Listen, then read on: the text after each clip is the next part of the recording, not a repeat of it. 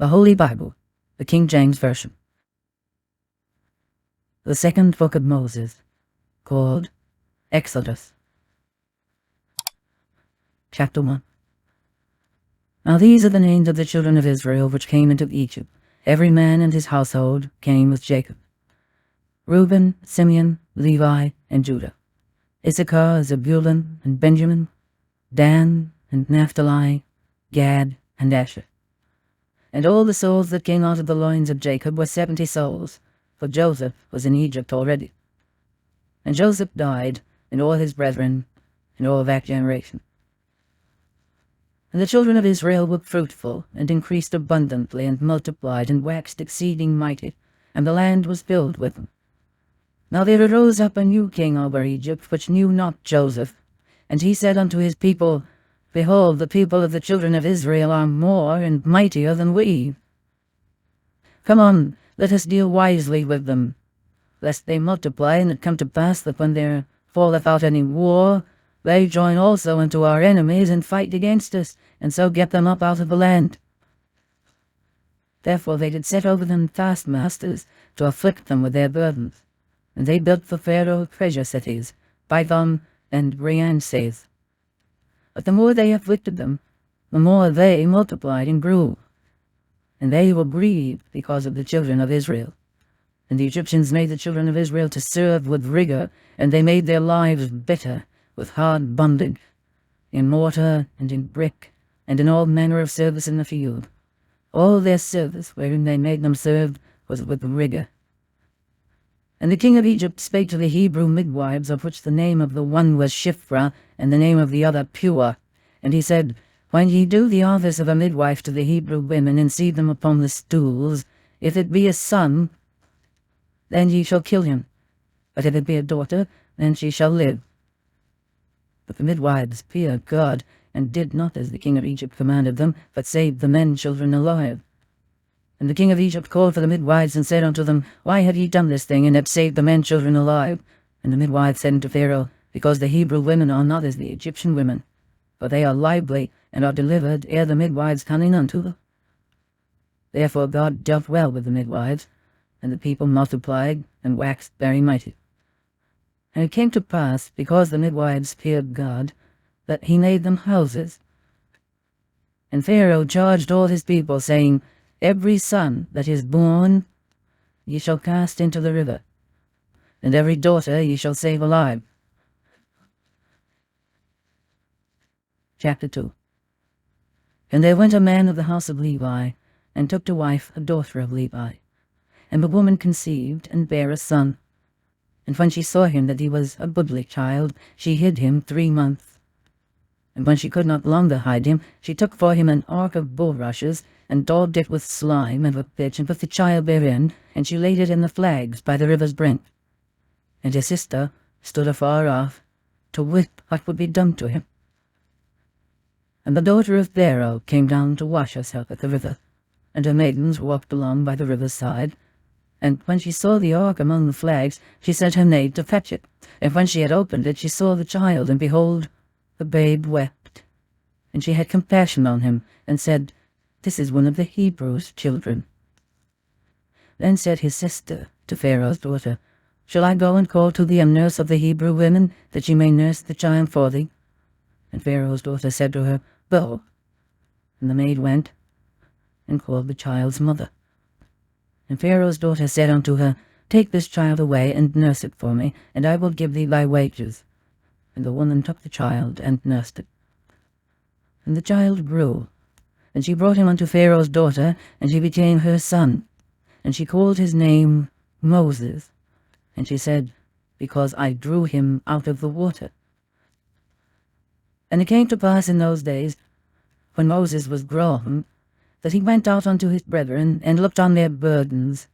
And he spied an Egyptian smiting an Hebrew, one of his brethren.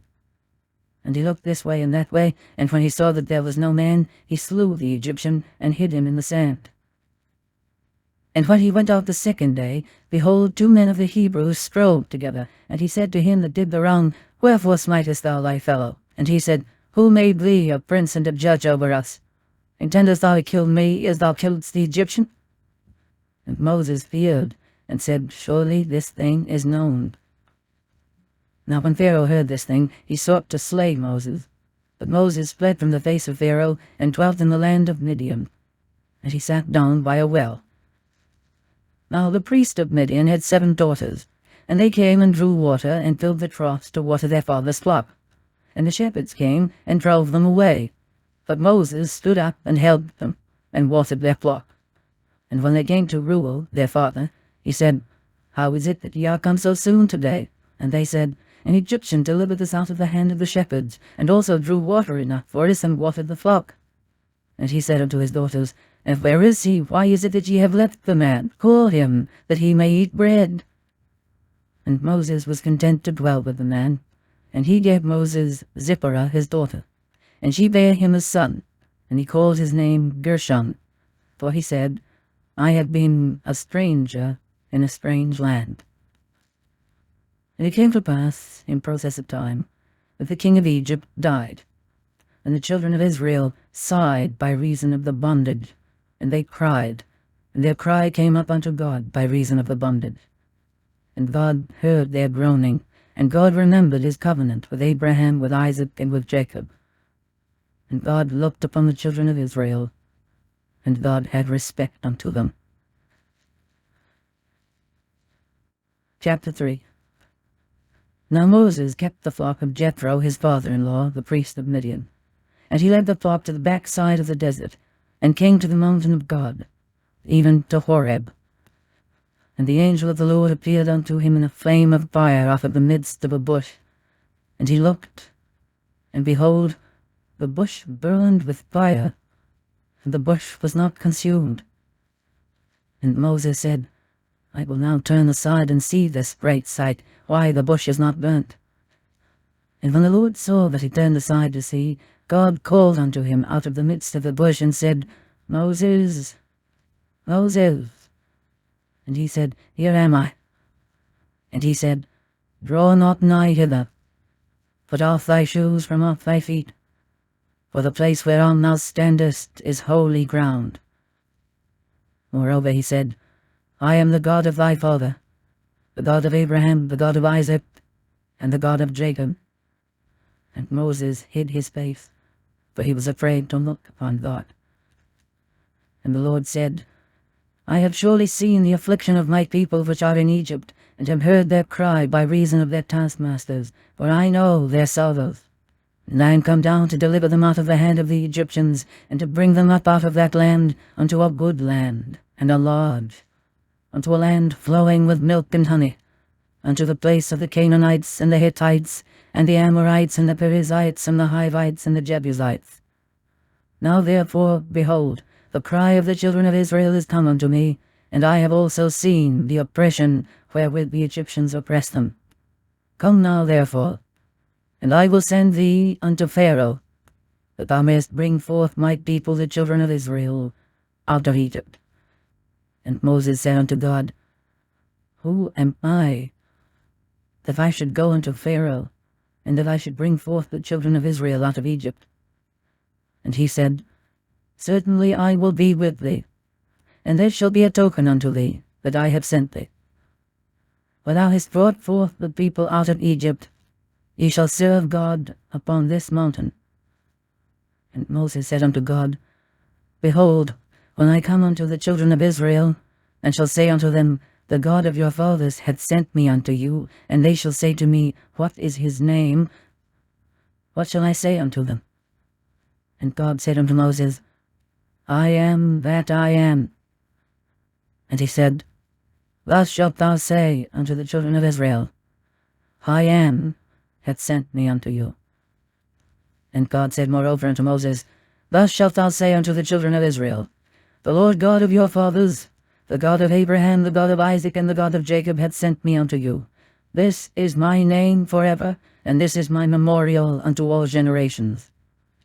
Go and gather the elders of Israel together, and say unto them, The Lord God of your fathers, the God of Abraham, of Isaac, and of Jacob, appeared unto me, saying, I have surely visited you, and seen that which is done to you in Egypt. And I have said, I will bring you up out of the affliction of Egypt unto the land of the Canaanites and the Hittites and the Amorites and the Perizzites and the Hivites and the Jebusites, unto a land flowing with milk and honey. And they shall hearken to thy voice. And thou shalt come, thou and the elders of Israel, unto the king of Egypt. And he shall say unto him, The Lord God of the Hebrews hath met with us. And now let us go, we beseech thee, 3 days' journey into the wilderness, that we may sacrifice to the Lord our God. And I am sure that the king of Egypt will not let you go, no, not by a mighty hand. And I will stretch out my hand, and smite Egypt with all my wonders which I will do in the midst thereof. And after that he will let you go. And I will give this people favor in the sight of the Egyptians, and it shall come to pass that when ye go, ye shall not go empty. But every woman shall borrow of her neighbor, and of her that sojourneth in her house, jewels of silver and jewels of gold and raiment. And ye shall put them upon your sons and upon your daughters, and ye shall spoil the Egyptians. Chapter 4. And Moses answered and said, But behold, they will not believe me, nor hearken unto my voice, for they will say, The Lord hath not appeared unto thee. And the Lord said unto him, What is that in thine hand? And he said, A rod. And he said, Cast it on the ground. And he cast it on the ground, and it became a serpent, and Moses fled from before it. And the Lord said unto Moses, Put forth thine hand, and take it by the tail. And he put forth his hand, and caught it, and it became a rod in his hand. That they may believe that the Lord God of their fathers, the God of Abraham, the God of Isaac, and the God of Jacob, hath appeared unto thee. And the Lord said furthermore unto him, Put now thine hand into thy bosom. And he put his hand into his bosom, and when he took it out, behold, his hand was leprous as snow. And he said, Put thine hand into thy bosom again. And he put his hand into his bosom again, and plucked it out of his bosom, and behold, it was turned again as his other flesh. And it shall come to pass, if they will not believe thee, neither hearken to the voice of the first sign, that they will believe the voice of the latter sign. And it shall come to pass, if they will not believe also these 2 signs, neither hearken unto thy voice, that thou shalt take of the water of the river, and pour it upon the dry land, and the water which thou takest out of the river shall become blood upon the dry land.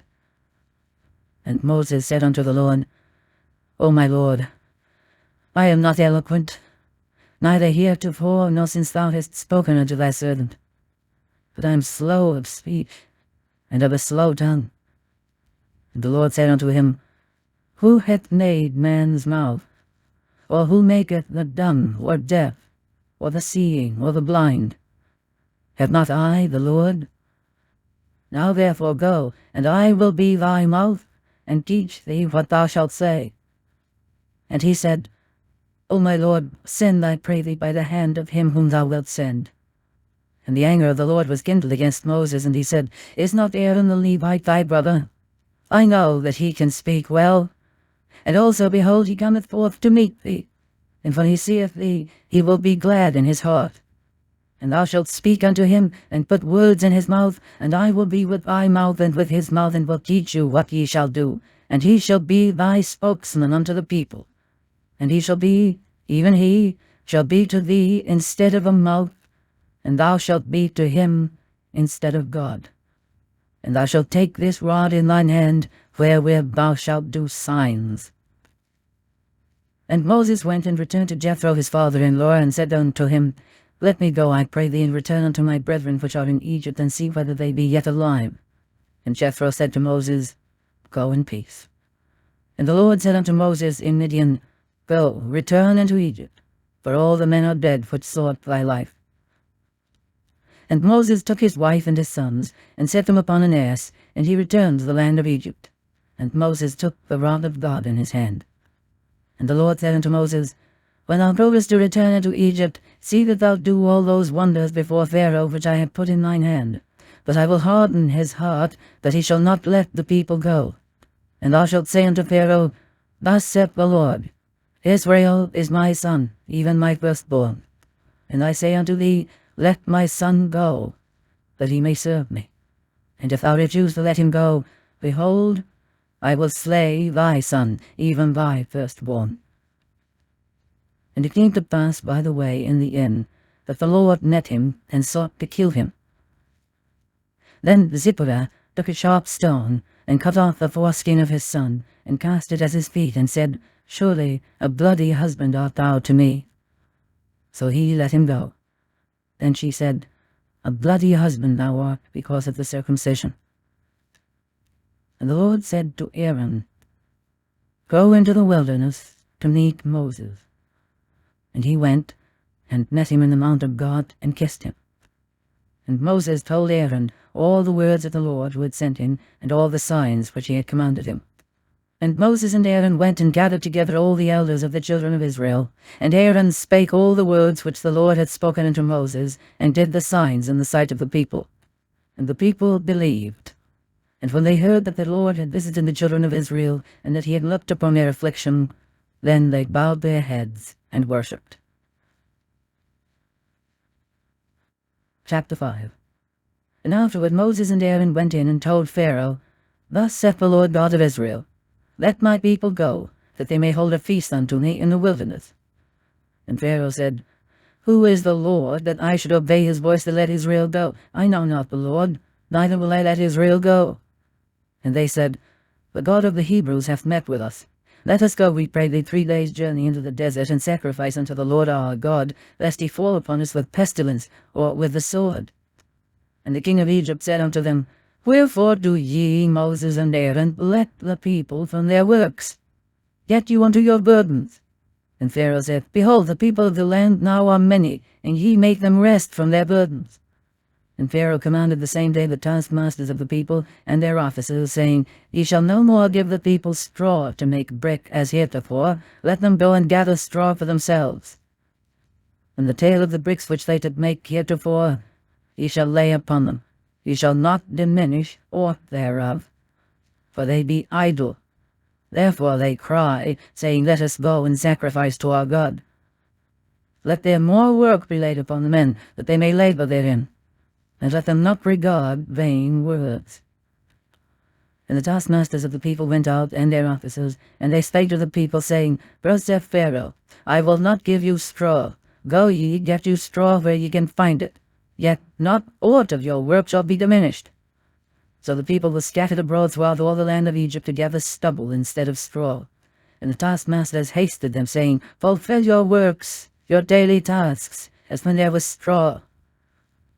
And the officers of the children of Israel, which Pharaoh's taskmasters had set over them, were beaten, and demanded, Wherefore have ye not fulfilled your task in making brick both yesterday and today as heretofore? Then the officers of the children of Israel came and cried unto Pharaoh, saying, Wherefore dealest thou thus with thy servants? There is no straw given unto thy servants, and they say to us, Make brick, and behold, thy servants are beaten. But the fault is in thine own people. But he said, Ye are idle. Ye are idle. Therefore ye say, Let us go and do sacrifice to the Lord. Go therefore now and work, for there shall no straw be given you, yet shall ye deliver the tale of bricks. And the officers of the children of Israel did see that they were in evil case after it was said, Ye shall not diminish aught from your bricks of your daily task. And they met Moses and Aaron, who stood in the way as they came forth from Pharaoh, and they said unto them, The Lord look upon you and judge, because ye have made our savour to be abhorred in the eyes of Pharaoh and in the eyes of his servants, to put a sword in their hand to slay us. And Moses returned unto the Lord and said, Lord, wherefore hast thou so evil entreated this people? Why is it that thou hast sent me? For since I came to Pharaoh to speak in thy name, he hath done evil to this people, neither hast thou delivered my people at all. Chapter 6. Then the Lord said unto Moses, Now shalt thou see what I will do to Pharaoh. For with a strong hand shall he let them go, and with a strong hand shall he drive them out of his land. And God spake unto Moses, and said unto him, I am the Lord, and I appeared unto Abraham, unto Isaac, and unto Jacob, by the name of God Almighty. But by my name, Jehovah, was I not known to them. And I have also established my covenant with them, to give them the land of Canaan, the land of their pilgrimage wherein they were strangers. And I have also heard the groaning of the children of Israel, whom the Egyptians keep in bondage, and I have remembered my covenant. Wherefore say unto the children of Israel, I am the Lord, and I will bring you out from under the burdens of the Egyptians, and I will rid you out of their bondage, and I will redeem you with a stretched out arm and with great judgments. And I will take you to me for a people, and I will be to you a God. And ye shall know that I am the Lord your God, which bringeth you out from under the burdens of the Egyptians. And I will bring you in unto the land concerning the which I did swear to give it to Abraham, to Isaac, and to Jacob. And I will give it you for inheritance. I am the Lord. And Moses spake so unto the children of Israel, but they hearkened not unto Moses for anguish of spirit, and for cruel bondage. And the Lord spake unto Moses, saying, Go in, speak unto Pharaoh king of Egypt, that he let the children of Israel go out of his land. And Moses spake before the Lord, saying, Behold, the children of Israel have not hearkened unto me. How then shall Pharaoh hear me, who am of uncircumcised lips? And the Lord spake unto Moses and unto Aaron, and gave them a charge unto the children of Israel, and unto Pharaoh king of Egypt, to bring the children of Israel out of the land of Egypt. These be the heads of their fathers' houses. The sons of Reuben, the firstborn of Israel, Hanok, and Palu, Hezron, and Carmi. These be the families of Reuben. And the sons of Simeon, Jemuel, and Jamin, and Ohad, and Jachin, and Zohar, and Shael, the son of a Canaanitish woman. These are the families of Simeon. And these are the names of the sons of Levi according to their generations, Gershon, and Kohath, and Merari. And the years of the life of Levi were 137 years. The sons of Gershon, Libni, and Shimei according to their families. And the sons of Kohath, Amram, and Izhar, and Hebron, and Uzziel. And the years of the life of Kohath were 133 years. And the sons of Merari, Mahali, and Mushai. These are the families of Levi according to their generations. And Amram took him Jochebed, his father's sister, to wife, and she bare him Aaron and Moses. And the years of the life of Amram were 137 years. And the sons of Izhar, Korah, and Nepheg, and Zichri. And the sons of Uzziel, Mishael, and Elzaphan, and Ziphri. And Aaron took him Elisheba, daughter of Amminadab, sister of Naashon, to wife, and she bare him Nadab, and Abihu, Eleazar, and Ithamar. And the sons of Korah, Assir, and Elkanah, and Abiasaph. These are the families of the Korahites. And Eleazar, Aaron's son, took him one of the daughters of Putiel to wife, and she bare him Phinehas. These are the heads of the fathers of the Levites according to their families. These are that Aaron and Moses, to whom the Lord said, Bring out the children of Israel from the land of Egypt according to their armies. These are they which spake to Pharaoh, king of Egypt, to bring out the children of Israel from Egypt. These are that Moses and Aaron. And it came to pass on the day when the Lord spake unto Moses in the land of Egypt, that the Lord spake unto Moses, saying, I am the Lord. Speak thou unto Pharaoh king of Egypt all that I say unto thee. And Moses said before the Lord, Behold, I am of uncircumcised lips, and how shall Pharaoh hearken unto me? Chapter 7. And the Lord said unto Moses, See, I have made thee a god to Pharaoh, and Aaron thy brother shall be thy prophet. Thou shalt speak all that I command thee, and Aaron thy brother shall speak unto Pharaoh, that he send the children of Israel out of his land. And I will harden Pharaoh's heart, and multiply my signs and my wonders in the land of Egypt. But Pharaoh shall not hearken unto you, that I may lay my hand upon Egypt, and bring forth mine armies and my people the children of Israel out of the land of Egypt by great judgments. And the Egyptians shall know that I am the Lord, when I stretch forth mine hand upon Egypt, and bring out the children of Israel from among them. And Moses and Aaron did as the Lord commanded them. So did they. And Moses was 80 years old, and Aaron 83 years old, when they spake unto Pharaoh. And the Lord spake unto Moses and unto Aaron, saying, When Pharaoh shall speak unto you, saying, Show a miracle for you, then thou shalt say unto Aaron, Take thy rod, and cast it before Pharaoh, and it shall become a serpent. And Moses and Aaron went in unto Pharaoh, and they did so as the Lord had commanded. And Aaron cast down his rod before Pharaoh and before his servants, and it became a serpent. Then Pharaoh also called the wise men and the sorcerers. Now the magicians of Egypt, they also did in like manner with their enchantments, for they cast down every man his rod, and they became serpents. But Aaron's rod swallowed up their rods. And he hardened Pharaoh's heart, that he hearkened not unto them, as the Lord had said. And the Lord said unto Moses, Pharaoh's heart is hardened, he refuseth to let the people go. Get thee unto Pharaoh in the morning. Lo, he goeth out unto the water, and thou shalt stand by the river's brink against he come. And the rod which was turned to a serpent shalt thou take in thine hand. And thou shalt say unto him, The Lord God of the Hebrews hath sent me unto thee, saying, Let my people go, that they may serve me in the wilderness. And behold, hitherto thou wouldest not hear. Thus saith the Lord, In this thou shalt know that I am the Lord. Behold, I will smite with the rod that is in mine hand upon the waters which are in the river, and they shall be turned to blood. And the fish that is in the river shall die, and the river shall stink, and the Egyptians shall loathe to drink of the water of the river. And the Lord spake unto Moses, Say unto Aaron, Take thy rod, and stretch out thine hand upon the waters of Egypt, upon their streams, upon their rivers, and upon their ponds, and upon all their pools of water, that they may become blood, and that there may be blood throughout all the land of Egypt, both in vessels of wood and in vessels of stone.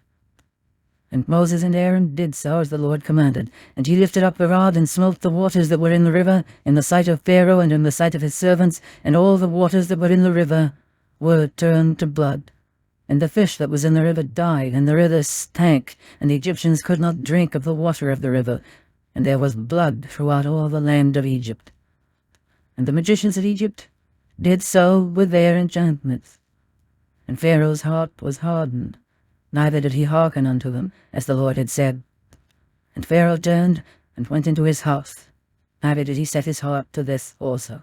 And all the Egyptians digged round about the river for water to drink, for they could not drink of the water of the river. And 7 days were fulfilled after that the Lord had smitten the river.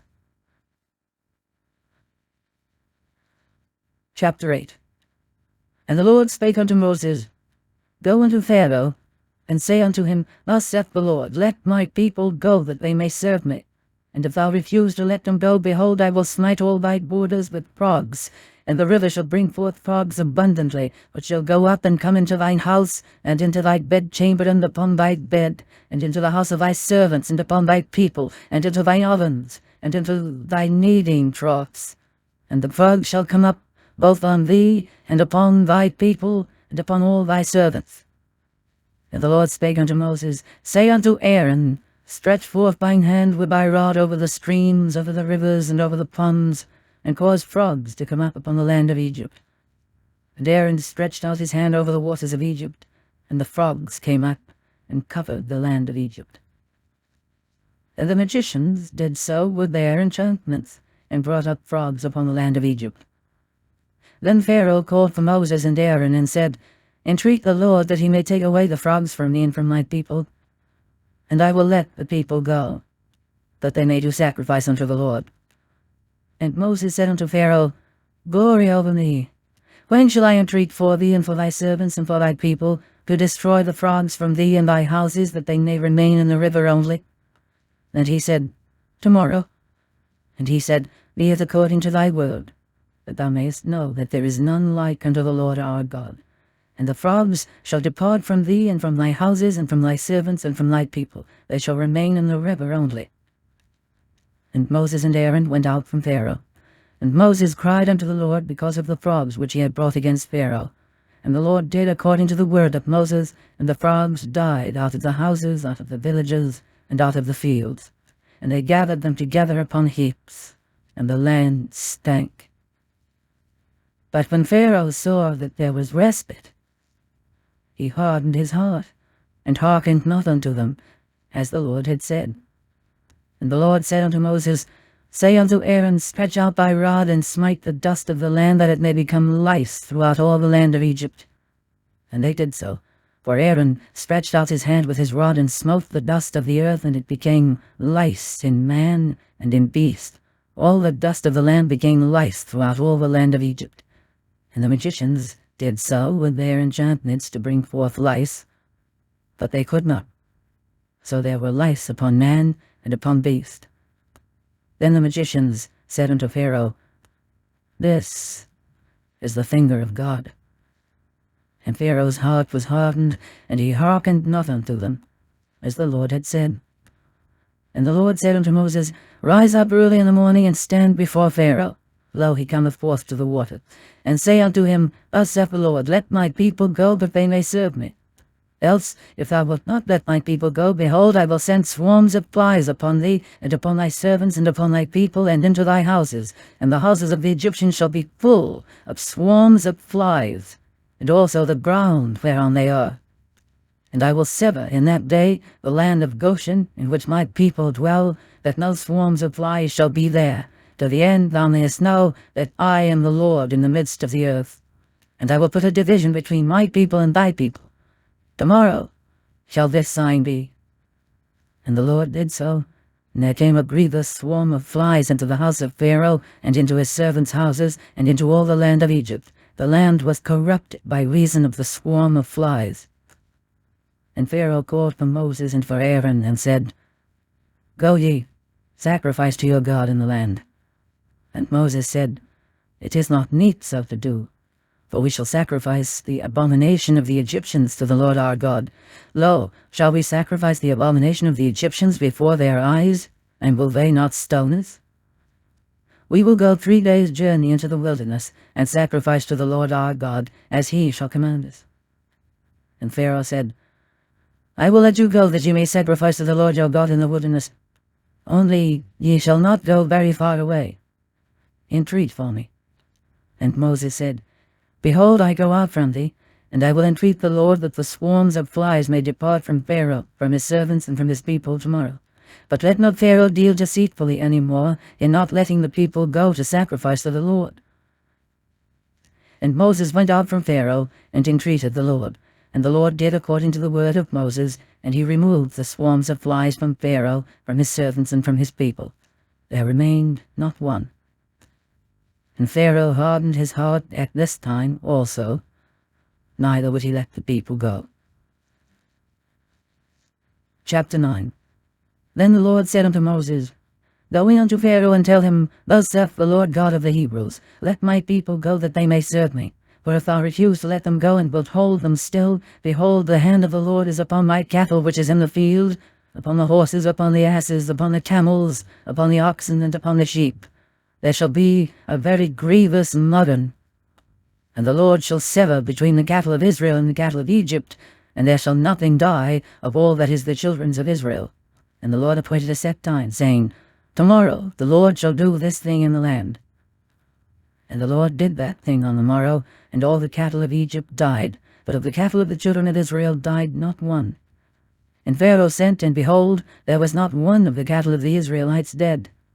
And the heart of Pharaoh was hardened, and he did not let the people go. And the Lord said unto Moses and unto Aaron, Take 2 handfuls of ashes of the furnace, and let Moses sprinkle it toward the heaven in the sight of Pharaoh, and it shall become small dust in all the land of Egypt, and shall be a boil breaking forth with blains upon man and upon beast throughout all the land of Egypt. And they took ashes of the furnace and stood before Pharaoh, and Moses sprinkled it up toward the heaven, and it became a boil breaking forth with blains upon man and upon beast. And the magicians could not stand before Moses because of the boils, for the boil was upon the magicians and upon all the Egyptians. And the Lord hardened the heart of Pharaoh, and he hearkened not unto them, as the Lord had spoken unto Moses. And the Lord said unto Moses, Rise up early in the morning, and stand before Pharaoh, and say unto him, Thus saith the Lord God of the Hebrews, Let my people go, that they may serve me. For I will at this time send all my plagues upon thine heart, and upon thy servants, and upon thy people, that thou mayest know that there is none like me in all the earth. For now I will stretch out my hand, that I may smite thee and thy people with pestilence, and thou shalt be cut off from the earth. And in very deed, For this cause have I raised thee up, for to show in thee my power, and that my name may be declared throughout all the earth. As yet exaltest thou thyself against my people, that thou wilt not let them go? Behold, tomorrow about this time I will cause it to rain a very grievous hail, such as hath not been in Egypt since the foundation thereof, even until now.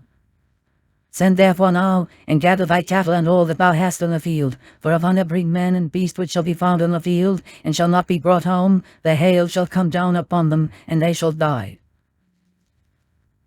He that feared the word of the Lord among the servants of Pharaoh made his servants and his cattle flee into the houses, and he that regarded not the word of the Lord left his servants and his cattle in the field.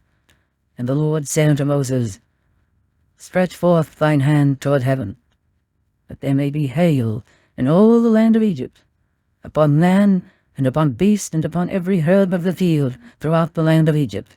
And Moses stretched forth his rod toward heaven, and the Lord sent thunder and hail, and the fire ran along upon the ground, and the Lord rained hail upon the land of Egypt. So there was hail, and fire mingled with the hail, very grievous, such as there was none like it in all the land of Egypt since it became a nation.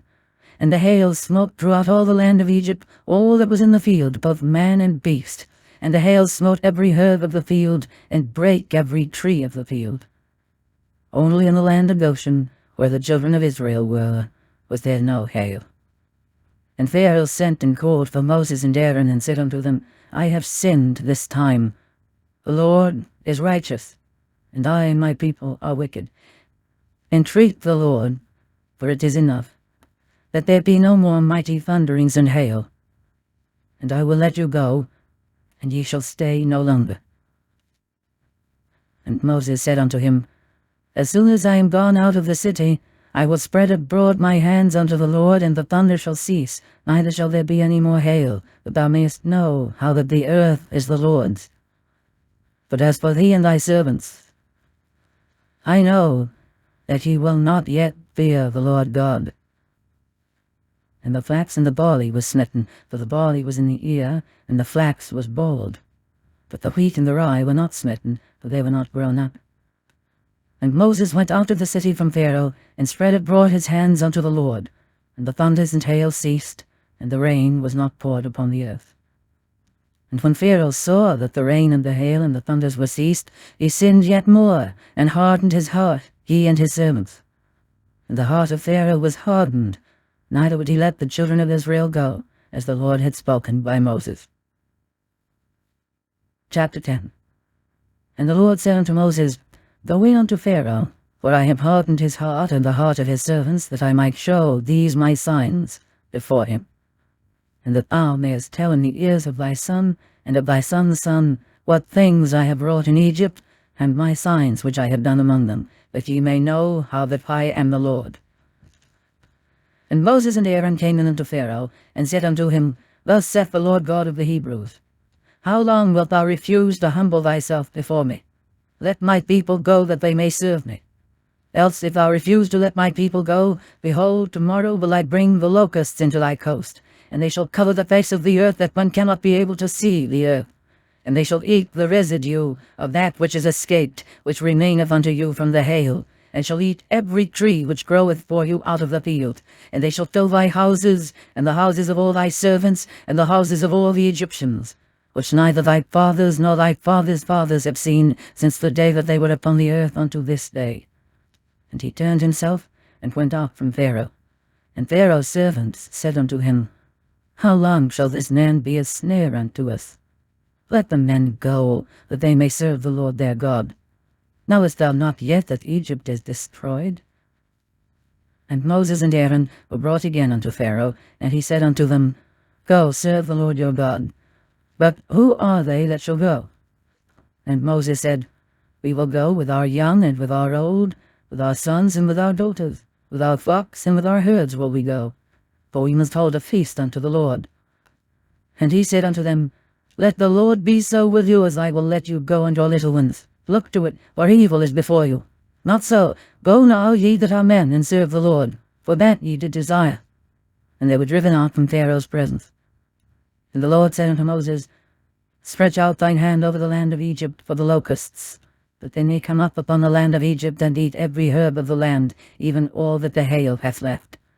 And Moses stretched forth his rod over the land of Egypt, and the Lord brought an east wind upon the land all that day and all that night. And when it was morning, the east wind brought the locusts. And the locusts went up over all the land of Egypt, and rested in all the coasts of Egypt. Very grievous were they. Before them there were no such locusts as they, neither after them shall be such. For they covered the face of the whole earth, so that the land was darkened. And they did eat every herb of the land, and all the fruit of the trees which the hail had left. And there remained not any green thing in the trees, or in the herbs of the field, throughout all the land of Egypt. Then Pharaoh called for Moses and Aaron in haste, and he said, I have sinned against the Lord your God and against you. Now therefore forgive, I pray thee, my sin only this once, and entreat the Lord your God that he may take away from me this death only.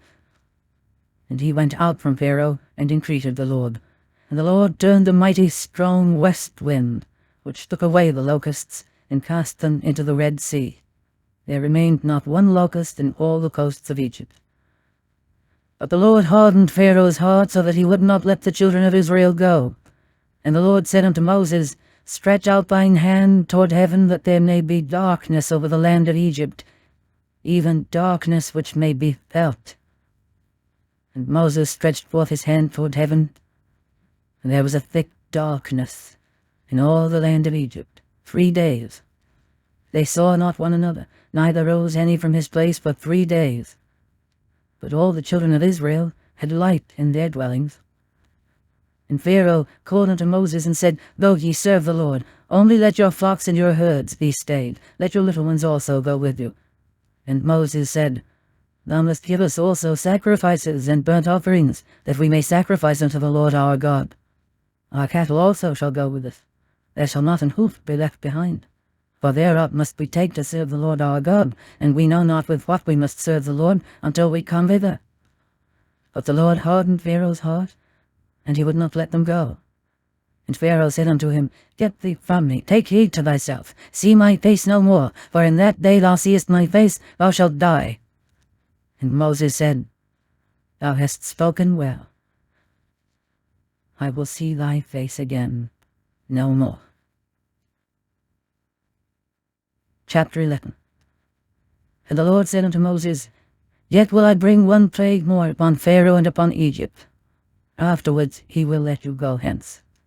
When he shall let you go, he shall surely thrust you out hence altogether.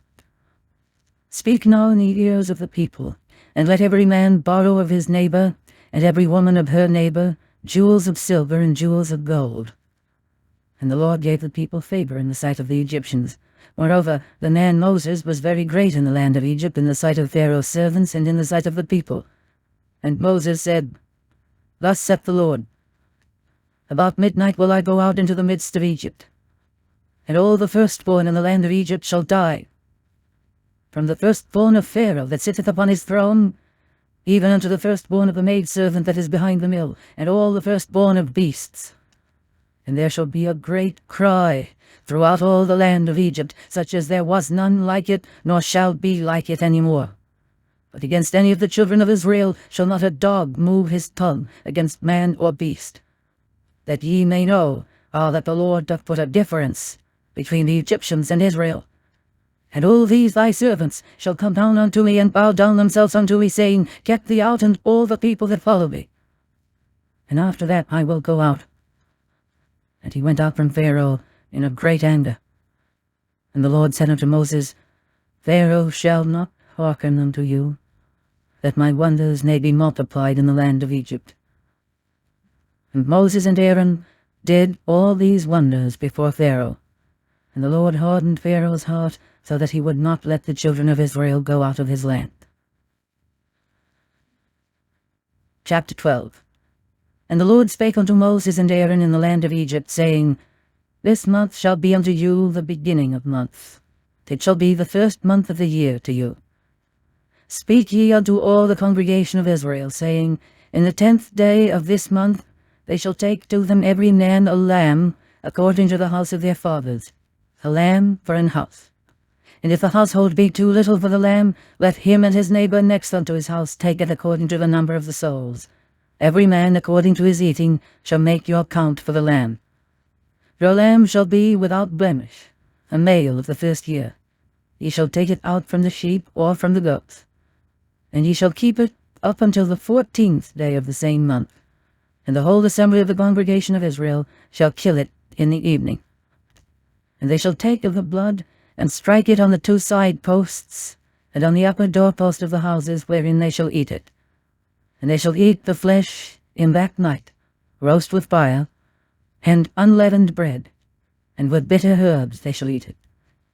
Eat not of it raw, nor sodden at all with water, but roast with fire, his head with his legs, and with the purtenance thereof.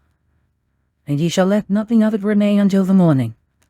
And that which remaineth of it until the morning ye shall burn with fire. And thus shall ye eat it, with your loins girded, your shoes on your feet, and your staff in your hand.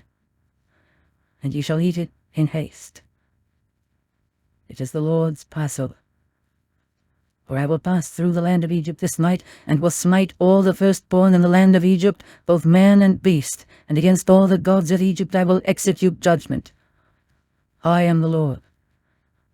And the blood shall be to you for a token upon the houses where ye are. And when I see the blood, I will pass over you, and the plague shall not be upon you to destroy you when I smite the land of Egypt. And this day shall be unto you for a memorial, and ye shall keep it a feast to the Lord throughout your generations. Ye shall keep it a feast by an ordinance forever. 7 days shall ye eat unleavened bread. Even the first day ye shall put away leaven out of your houses. Whosoever eateth leavened bread from the first day until the 7th day, that soul shall be cut off from Israel. And in the first day there shall be an holy convocation, and in the 7th day there shall be an holy convocation to you. No manner of work shall be done in them, save that which every man must eat, that only may be done of you. And ye shall observe the feast of unleavened bread. For in this selfsame day have I brought your armies out of the land of Egypt. Therefore shall ye observe this day in your generations by an ordinance forever. In the 1st month, on the 14th day of the month, at even, ye shall eat unleavened bread, until the 21st day of the month at even. 7 days shall there be no leaven found in your houses, for whosoever eateth that which is leavened, even that soul shall be cut off from the congregation of Israel, whether he be a stranger or born in the land. Ye shall eat nothing leavened. In all your habitations shall ye eat unleavened bread. Then Moses called for all the elders of Israel, and said unto them, Draw out and take you a lamb according to your families, and kill the Passover. And ye shall take a bunch of hyssop, and dip it in the blood that is in the basin, and strike the lintel and the 2 side posts with the blood that is in the basin. And none of you shall go out at the door of his house until the morning. For the Lord will pass through to smite the Egyptians. And when he seeth the blood upon the lintel and on the 2 side posts, the Lord will pass over the door, and will not suffer the destroyer to come in unto your houses to smite you. And ye shall observe this thing for an ordinance to thee and to thy sons forever. And it shall come to pass, when ye be come to the land which the Lord will give you, according as he hath promised, that ye shall keep this service. And it shall come to pass, when your children shall say unto you, What mean ye by this service? That ye shall say, It is the sacrifice of the Lord's Passover, who passed over the houses of the children of Israel in Egypt, when he smote the Egyptians, and delivered our houses. And the people bowed the head and worshipped. And the children of Israel went away, and did as the Lord had commanded Moses and Aaron. So did they. And it came to pass that at midnight the Lord smote all the firstborn in the land of Egypt, from the firstborn of Pharaoh that sat on his throne, unto the firstborn of the captive that was in the dungeon, and all the firstborn of cattle. And Pharaoh rose up in the night, he and all his servants and all the Egyptians, and there was a great cry in Egypt, for there was not a house where there was not one dead. And he called for Moses and Aaron by night, and said, Rise up and get you forth from among my people, both ye and the children of Israel, and go, serve the Lord as ye have said. Also take your flocks and your herds as ye have said, and be gone, and bless me also. And the Egyptians were urgent upon the people that they might send them out of the land in haste, for they said, We be all dead men. And the people took their dough before it was leavened, their kneading troughs being bound up in their clothes upon their shoulders. And the children of Israel did according to the word of Moses. And they borrowed of the Egyptians jewels of silver and jewels of gold and raiment. And the Lord gave the people favor in the sight of the Egyptians, so that they lent unto them such things as they required. And they spoiled the Egyptians. And the children of Israel journeyed from Ramesses to Succoth, about 600,000 on foot that were men, beside children. And a mixed multitude went up also with them, and flocks and herds, even very much cattle. And they baked unleavened cakes of the dough which they brought forth out of Egypt, for it was not leavened, because they were thrust out of Egypt, and could not tarry, neither had they prepared for themselves any victual. Now the sojourning of the children of Israel who dwelt in Egypt was 430 years. And it came to pass at the end of the 430 years, even the selfsame day it came to pass, that all the hosts of the Lord went out from the land of Egypt. It is a night to be much observed unto the Lord, for bringing them out from the land of Egypt. This is that night of the Lord, to be observed of all the children of Israel in their generations. And the Lord said unto Moses and Aaron, This is the ordinance of the Passover. There shall no stranger eat thereof. But every man's servant that is bought for money, when thou hast circumcised him, then shall he eat thereof. A foreigner and an hired servant shall not eat thereof. In one house shall it be eaten. Thou shalt not carry forth aught of the flesh abroad out of the house, neither shall ye break a bone thereof. All the congregation of Israel shall keep it. And when a stranger shall sojourn with thee, and will keep the Passover to the Lord, let all his males be circumcised, and then let him come near and keep it. And he shall be as one that is born in the land. For no uncircumcised person shall eat thereof. One law shall be to him that is homeborn, and unto the stranger that sojourneth among you. Thus did all the children of Israel, as the Lord commanded Moses and Aaron, so did they. And it came to pass the selfsame day, that the Lord did bring the children of Israel out of the land of Egypt by their armies. Chapter 13. And the Lord spake unto Moses, saying, Sanctify unto me all the firstborn, whatsoever openeth the womb among the children of Israel, both of man and of beast. It is mine. And Moses said unto the people, Remember this day in which ye came out from Egypt, out of the house of bondage. For by strength of hand the Lord brought you out from this place. There shall no leavened bread be eaten. This day came ye out, in the month Abib. And it shall be, when the Lord shall bring thee into the land of the Canaanites, and the Hittites, and the Amorites, and the Hivites, and the Jebusites, which he sware unto thy fathers to give thee, a land flowing with milk and honey, that thou shalt keep this service in this month. 7 days thou shalt eat unleavened bread, and in the 7th day shall be a feast to the Lord. Unleavened bread shall be eaten 7 days, and there shall no leavened bread be seen with thee, neither shall there be leaven seen with thee in all thy quarters. And thou shalt show thy son in that day, saying, This is done, because of that which the Lord did unto me, when I came forth out of Egypt. And it shall be for a sign unto thee upon thine hand, and for a memorial between mine eyes, that the Lord's law may be in thy mouth. Over the strong hand hath the Lord brought thee out of Egypt. Thou shalt therefore keep this ordinance in his season from year to year.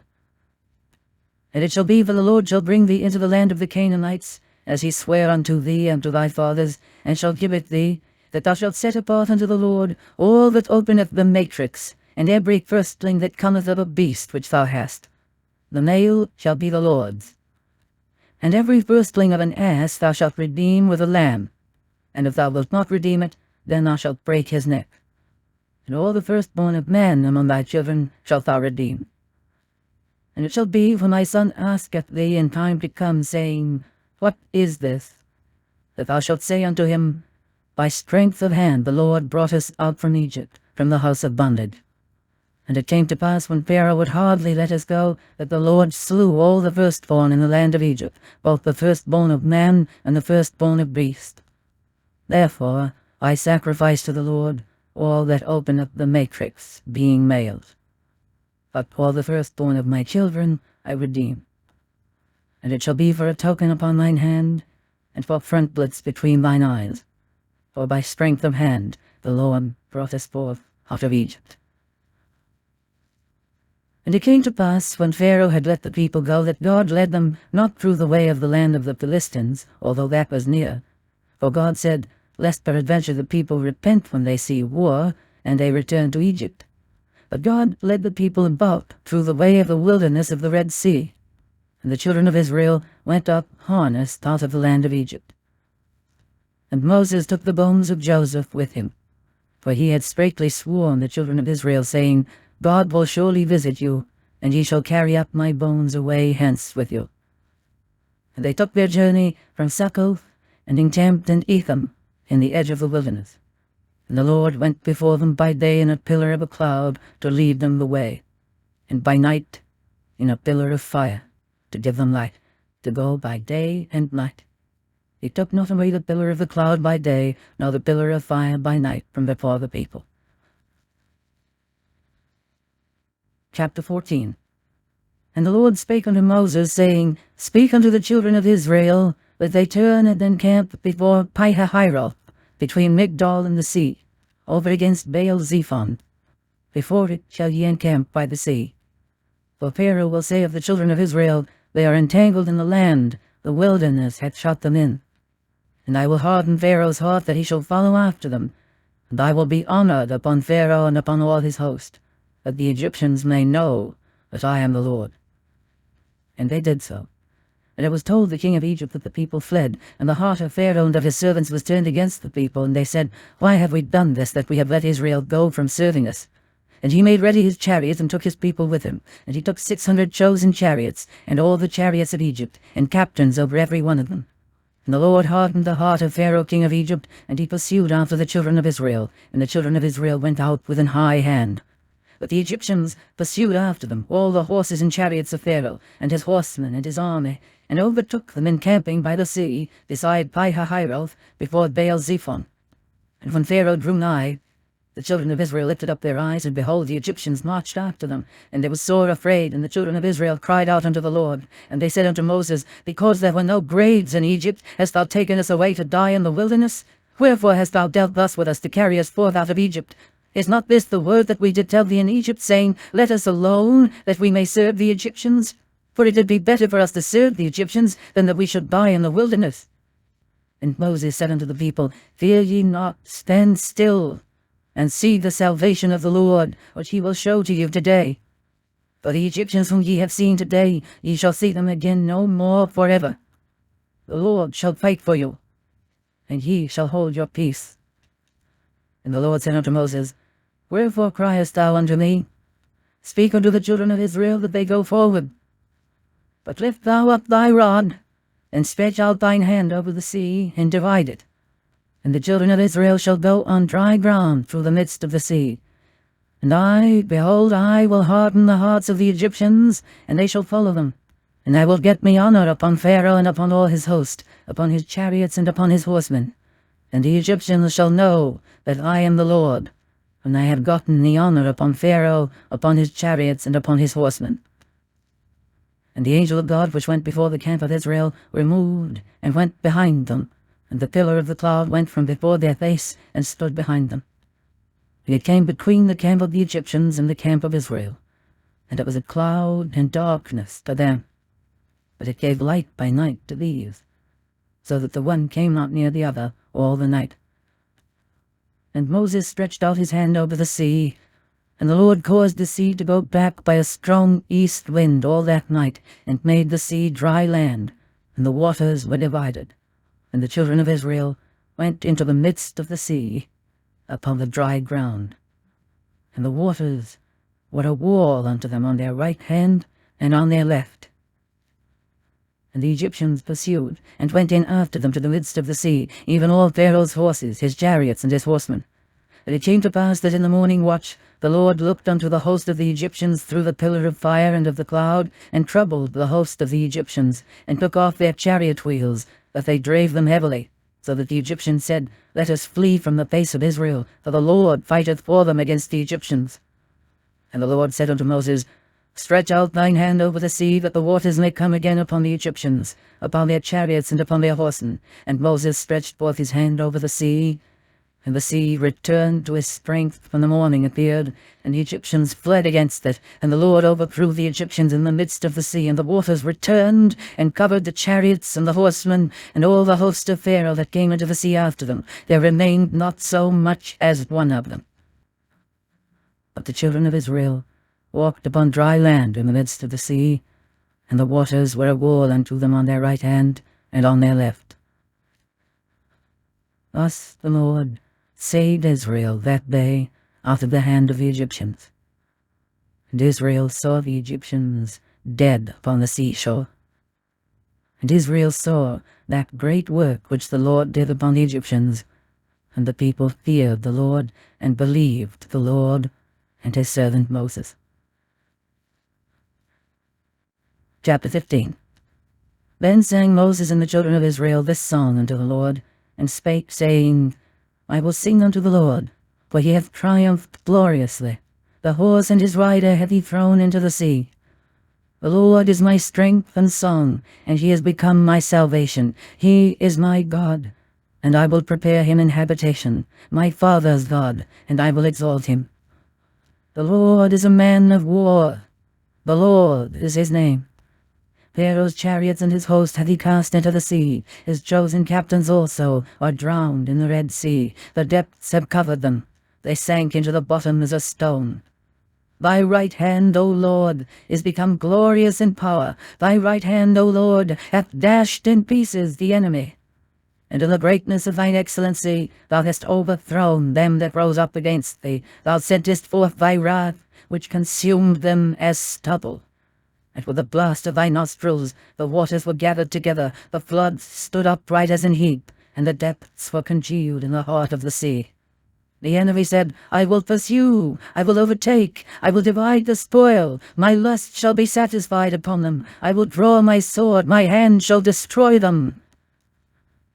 Thou didst blow with thy wind, the sea covered them, they sank as lead in the mighty waters. Who is like unto thee, O Lord, among the gods? Who is like thee, glorious in holiness, fearful in praises, doing wonders? Thou stretchedst out thy right hand, the earth swallowed them. Thou in thy mercy hast led forth the people which thou hast redeemed. Thou hast guided them in thy strength unto thy holy habitation. The people shall hear and be afraid. Sorrow shall take hold on the inhabitants of Palestina. Then the dukes of Edom shall be amazed. The mighty men of Moab, trembling, shall take hold upon them. All the inhabitants of Canaan shall melt away. Fear and dread shall fall upon them. By the greatness of thine arm they shall be as still as a stone. Till thy people pass over, O Lord, till the people pass over which thou hast purchased. Thou shalt bring them in, and plant them in the mountain of thine inheritance, in the place, O Lord, which thou hast made for thee to dwell in the sanctuary, O Lord, which thy hands have established. The Lord shall reign for ever and ever. For the horse of Pharaoh went in with his chariots and with his horsemen into the sea, and the Lord brought again the waters of the sea upon them. But the children of Israel went on dry land in the midst of the sea.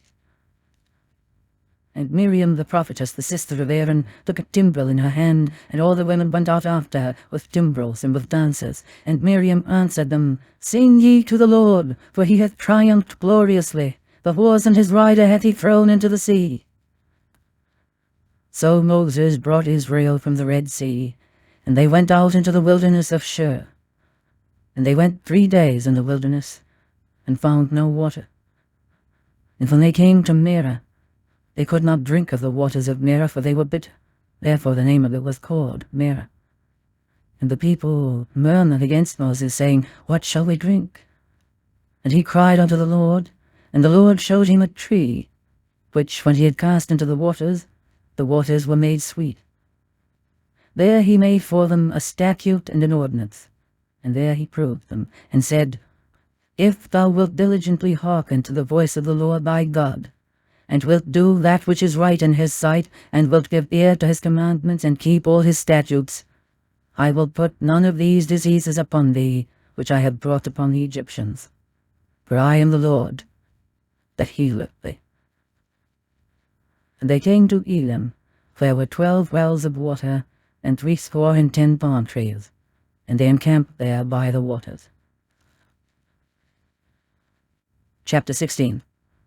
And they took their journey from Elim, and all the congregation of the children of Israel came unto the wilderness of Sin, which is between Elim and Sinai, on the 15th day of the 2nd month after their departing out of the land of Egypt. And the whole congregation of the children of Israel murmured against Moses and Aaron in the wilderness, and the children of Israel said unto them, Would to God we had died by the hand of the Lord in the land of Egypt, when we sat by the flesh pots, and when we did eat bread to the full. For ye have brought us forth into this wilderness, to kill this whole assembly with hunger. Then said the Lord unto Moses, Behold, I will rain bread from heaven for you, and the people shall go out and gather a certain rate every day, that I may prove them whether they will walk in my law or no. And it shall come to pass that on the 6th day they shall prepare that which they bring in, and it shall be twice as much as they gather daily. And Moses and Aaron said unto all the children of Israel, At even then ye shall know that the Lord hath brought you out from the land of Egypt. And in the morning then ye shall see the glory of the Lord, for that he heareth your murmurings against the Lord. And what are we, that ye murmur against us? And Moses said, This shall be, when the Lord shall give you in the evening flesh to eat, and in the morning bread to the full, for that the Lord heareth your murmurings which ye murmur against him. And what are we? Your murmurings are not against us, but against the Lord. And Moses spake unto Aaron, Say unto all the congregation of the children of Israel, Come near before the Lord, for he hath heard your murmurings. And it came to pass, as Aaron spake unto the whole congregation of the children of Israel, that they looked toward the wilderness, and behold, the glory of the Lord appeared in the cloud. And the Lord spake unto Moses, saying, I have heard the murmurings of the children of Israel. Speak unto them, saying, At even ye shall eat flesh, and in the morning ye shall be filled with bread, and ye shall know that I am the Lord your God. And it came to pass that at even the quails came up and covered the camp, and in the morning the dew lay round about the host. And when the dew that lay was gone up, behold, upon the face of the wilderness there lay a small round thing, as small as the hoarfrost on the ground. And when the children of Israel saw it, they said one to another, It is manna, for they wist not what it was. And Moses said unto them, This is the bread which the Lord hath given you to eat. This is the thing which the Lord hath commanded. Gather of it every man according to his eating, and omer for every man according to the number of your persons. Take ye every man for them which are in his debts. And the children of Israel did so, and gathered, some more, some less. And when they did meet it with an omer, he that gathered much had nothing over, and he that gathered little had no lack. They gathered every man according to his eating. And Moses said, Let no man leave of it till the morning. Notwithstanding, they hearkened not unto Moses, but some of them left of it until the morning. And it bred worms, and stank, and Moses was wroth with them. And they gathered it every morning, every man according to his eating. And when the sun waxed hot, it melted. And it came to pass that on the 6th day they gathered twice as much bread, 2 omers for one man. And all the rulers of the congregation came and told Moses, and he said unto them, This is that which the Lord hath said, Tomorrow is the rest of the holy Sabbath unto the Lord. Bake that which ye will bake today, and seethe that ye will seethe, and that which remaineth over lay up for you to be kept until the morning. And they laid it up till the morning, as Moses bade, and it did not stink, neither was there any worm therein. And Moses said, Eat that today, for today is a Sabbath unto the Lord. Today ye shall not find it in the field. 6 days ye shall gather it, but on the 7th day, which is the Sabbath, in it there shall be none. And it came to pass that there went out some of the people on the 7th day for to gather, and they found none. And the Lord said unto Moses, How long refuse ye to keep my commandments and my laws? See, for that the Lord hath given you the Sabbath, therefore he giveth you on the 6th day the bread of 2 days. Abide ye every man in his place. Let no man go out of his place on the 7th day. So the people rested on the 7th day. And the house of Israel called the name thereof manna, and it was like coriander seed, white, and the taste of it was like wafers made with honey. And Moses said, This is the thing which the Lord commanded. Fill an omer of it to be kept for your generations, that they may see the bread wherewith I have fed you in the wilderness, when I brought you forth from the land of Egypt. And Moses said unto Aaron, Take a pot, and put an omer full of manna therein, and lay it up before the Lord, to be kept for your generations. As the Lord commanded Moses, so Aaron laid it up before the testimony to be kept. And the children of Israel did eat manna 40 years, until they came to a land inhabited. They did eat manna until they came unto the borders of the land of Canaan. Now an omer is the 10th part of an ephah. Chapter 17. And all the congregation of the children of Israel journeyed from the wilderness of Sin after their journeys, according to the commandment of the Lord, and pitched in Rephidim. And there was no water for the people to drink. Wherefore the people did chide with Moses, and said, Give us water that we may drink. And Moses said unto them, Why chide ye with me? Wherefore do ye tempt the Lord? And the people thirsted there for water, and the people murmured against Moses, and said, Wherefore is this that thou hast brought us up out of Egypt to kill us and our children and our cattle with thirst? And Moses cried unto the Lord, saying, What shall I do unto this people? They be almost ready to stone me. And the Lord said unto Moses, Go on before the people, and take with thee of the elders of Israel. And thy rod, wherewith thou smotest the river, take in thine hand, and go. Behold, I will stand before thee there upon the rock in Horeb, and thou shalt smite the rock, and there shall come water out of it, that the people may drink. And Moses did so in the sight of the elders of Israel, and he called the name of the place Massah and Meribah, because of the chiding of the children of Israel, and because they tempted the Lord, saying, Is the Lord among us or not? Then came Amalek, and fought with Israel in Rephidim. And Moses said unto Joshua, Choose us out men, and go out, fight with Amalek. Tomorrow I will stand on the top of the hill with the rod of God in mine hand. So Joshua did as Moses had said to him, and fought with Amalek. And Moses, Aaron, and Hur went up to the top of the hill. And it came to pass, when Moses held up his hand, that Israel prevailed. And when he let down his hand, Amalek prevailed. But Moses' hands were heavy. And they took a stone, and put it under him, and he sat thereon. And Aaron and Hur stayed up his hands, the one on the one side and the other on the other side, and his hands were steady until the going down of the sun. And Joshua discomfited Amalek and his people with the edge of the sword. And the Lord said unto Moses, Write this for a memorial in a book, and rehearse it in the ears of Joshua. For I will utterly put out the remembrance of Amalek from under heaven. And Moses built an altar, and called the name of it Jehovah Nissi. For he said, Because the Lord hath sworn that the Lord will have war with Amalek from generation to generation. Chapter 18.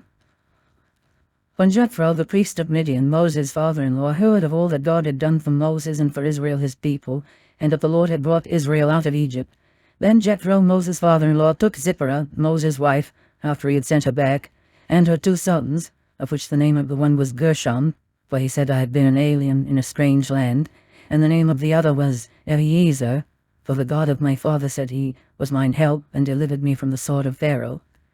And Jethro, Moses' father-in-law, came with his sons and his wife unto Moses into the wilderness, where he encamped at the mount of God.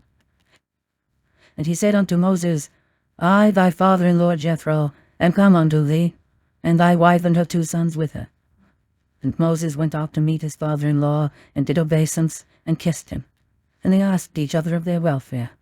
And they came into the tent. And Moses told his father-in-law all that the Lord had done unto Pharaoh and to the Egyptians for Israel's sake, and all the travail that had come upon them by the way, and how the Lord delivered them. And Jethro rejoiced for all the goodness which the Lord had done to Israel, whom he had delivered out of the hand of the Egyptians. And Jethro said, Blessed be the Lord, who hath delivered you out of the hand of the Egyptians, and out of the hand of Pharaoh, who hath delivered the people from under the hand of the Egyptians. Now I know that the Lord is greater than all gods, for in the thing wherein they dealt proudly, he was above them. And Jethro, Moses' father-in-law, took a burnt offering and sacrifices for God. And Aaron came, and all the elders of Israel, to eat bread with Moses' father-in-law before God. And it came to pass on the morrow that Moses sat to judge the people, and the people stood by Moses from the morning until the evening. And when Moses' father-in-law saw all that he did to the people, he said, What is this thing that thou doest to the people? Why sittest thou thyself alone, and all the people stand by thee from morning unto even? And Moses said unto his father-in-law, Because the people come unto me to inquire of God. When they have a matter, they come unto me, and I judge between one and another, and I do make them know the statutes of God and his laws. And Moses' father-in-law said unto him, The thing that thou doest is not good. Thou wilt surely wear away both thou and this people that is with thee, for this thing is too heavy for thee. Thou art not able to perform it thyself alone. Hearken now unto my voice. I will give thee counsel, and God shall be with thee. Be thou for the people to Godward, that thou mayest bring the causes unto God. And thou shalt teach them ordinances and laws, and shalt show them the way wherein they must walk, and the work that they must do. Moreover, thou shalt provide out of all the people able men such as fear God, men of truth, hating covetousness, and place such over them to be rulers of thousands, and rulers of hundreds, rulers of 50s, and rulers of 10s. And let them judge the people at all seasons. And it shall be that every great matter they shall bring unto thee, but every small matter they shall judge. So shall it be easier for thyself, and they shall bear the burden with thee. If thou shalt do this thing, and God command thee so, then thou shalt be able to endure, and all this people shall also go to their place in peace. So Moses hearkened to the voice of his father-in-law, and did all that he had said. And Moses chose able men out of all Israel, and made them heads over the people, rulers of thousands, rulers of hundreds, rulers of 50s, and rulers of 10s. And they judged the people at all seasons. The hard causes they brought unto Moses, but every small matter they judged themselves. And Moses let his father-in-law depart, and he went his way into his own land. Chapter 19. In the 3rd month, when the children of Israel were gone forth out of the land of Egypt, the same day came they into the wilderness of Sinai. For they were departed from Rephidim, and were come to the desert of Sinai, and had pitched in the wilderness. And there Israel camped before the mount. And Moses went up unto God, and the Lord called unto him out of the mountain, saying, Thus shalt thou say to the house of Jacob, and tell the children of Israel, Ye have seen what I did unto the Egyptians, and how I bare you on eagle's wings, and brought you unto myself. Now therefore, if ye will obey my voice indeed, and keep my covenant, then ye shall be a peculiar treasure unto me above all people, for all the earth is mine. And ye shall be unto me a kingdom of priests, and an holy nation. These are the words which thou shalt speak unto the children of Israel. And Moses came and called for the elders of the people, and laid before their faces all these words which the Lord commanded them. And all the people answered together and said, All that the Lord hath spoken we will do. And Moses returned the words of the people unto the Lord. And the Lord said unto Moses, Lo, I come unto thee in a thick cloud, that the people may hear when I speak with thee, and believe thee forever. And Moses told the words of the people unto the Lord. And the Lord said unto Moses, Go unto the people, and sanctify them today and tomorrow, and let them wash their clothes, and be ready against the 3rd day. For the 3rd day the Lord will come down in the sight of all the people upon Mount Sinai. And thou shalt set bounds unto the people round about, saying, Take heed to yourselves, that ye go not up into the mount, or touch the border of it. Whosoever toucheth the mount shall be surely put to death. There shall not an hand touch it, but he shall surely be stoned, or shot through. Whether it be beast or man, it shall not live. When the trumpet soundeth long, they shall come up to the mount. And Moses went down from the mount unto the people, and sanctified the people, and they washed their clothes. And he said unto the people, Be ready against the 3rd day. Come not at your wives. And it came to pass on the 3rd day in the morning, that there were thunders and lightnings, and a thick cloud upon the mount, and the voice of the trumpet exceeding loud, so that all the people that was in the camp trembled. And Moses brought forth the people out of the camp to meet with God, and they stood at the nether part of the mount. And Mount Sinai was altogether on a smoke, because the Lord descended upon it in fire, and the smoke thereof ascended as the smoke of a furnace, and the whole mount quaked greatly. And when the voice of the trumpet sounded long, and waxed louder and louder, Moses spake, and God answered him by a voice. And the Lord came down upon Mount Sinai on the top of the mount, and the Lord called Moses up to the top of the mount, and Moses went up.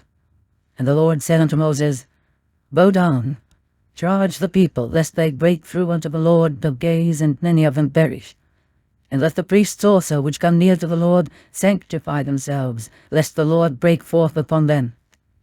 And Moses said unto the Lord, The people cannot come up to Mount Sinai, for thou chargedst us, saying, Set bounds about the mount, and sanctify it. And the Lord said unto him, Away, get thee down, and thou shalt come up, thou and Aaron with thee. But let not the priests and the people break through to come up unto the Lord, lest he break forth upon them. So Moses went down unto the people, and spake unto them. Chapter 20. And God spake all these words, saying, I am the Lord thy God, which have brought thee out of the land of Egypt, out of the house of bondage. Thou shalt have no other gods before me. Thou shalt not make unto thee any graven image, or any likeness of anything that is in heaven above, or that is in the earth beneath, or that is in the water under the earth. Thou shalt not bow down thyself to them, nor serve them. For I, the Lord thy God, am a jealous God, visiting the iniquity of the fathers upon the children, unto the third and fourth generation of them that hate me, and showing mercy unto thousands of them that love me, and keep my commandments. Thou shalt not take the name of the Lord thy God in vain, for the Lord will not hold him guiltless that taketh his name in vain. Remember the Sabbath day, to keep it holy.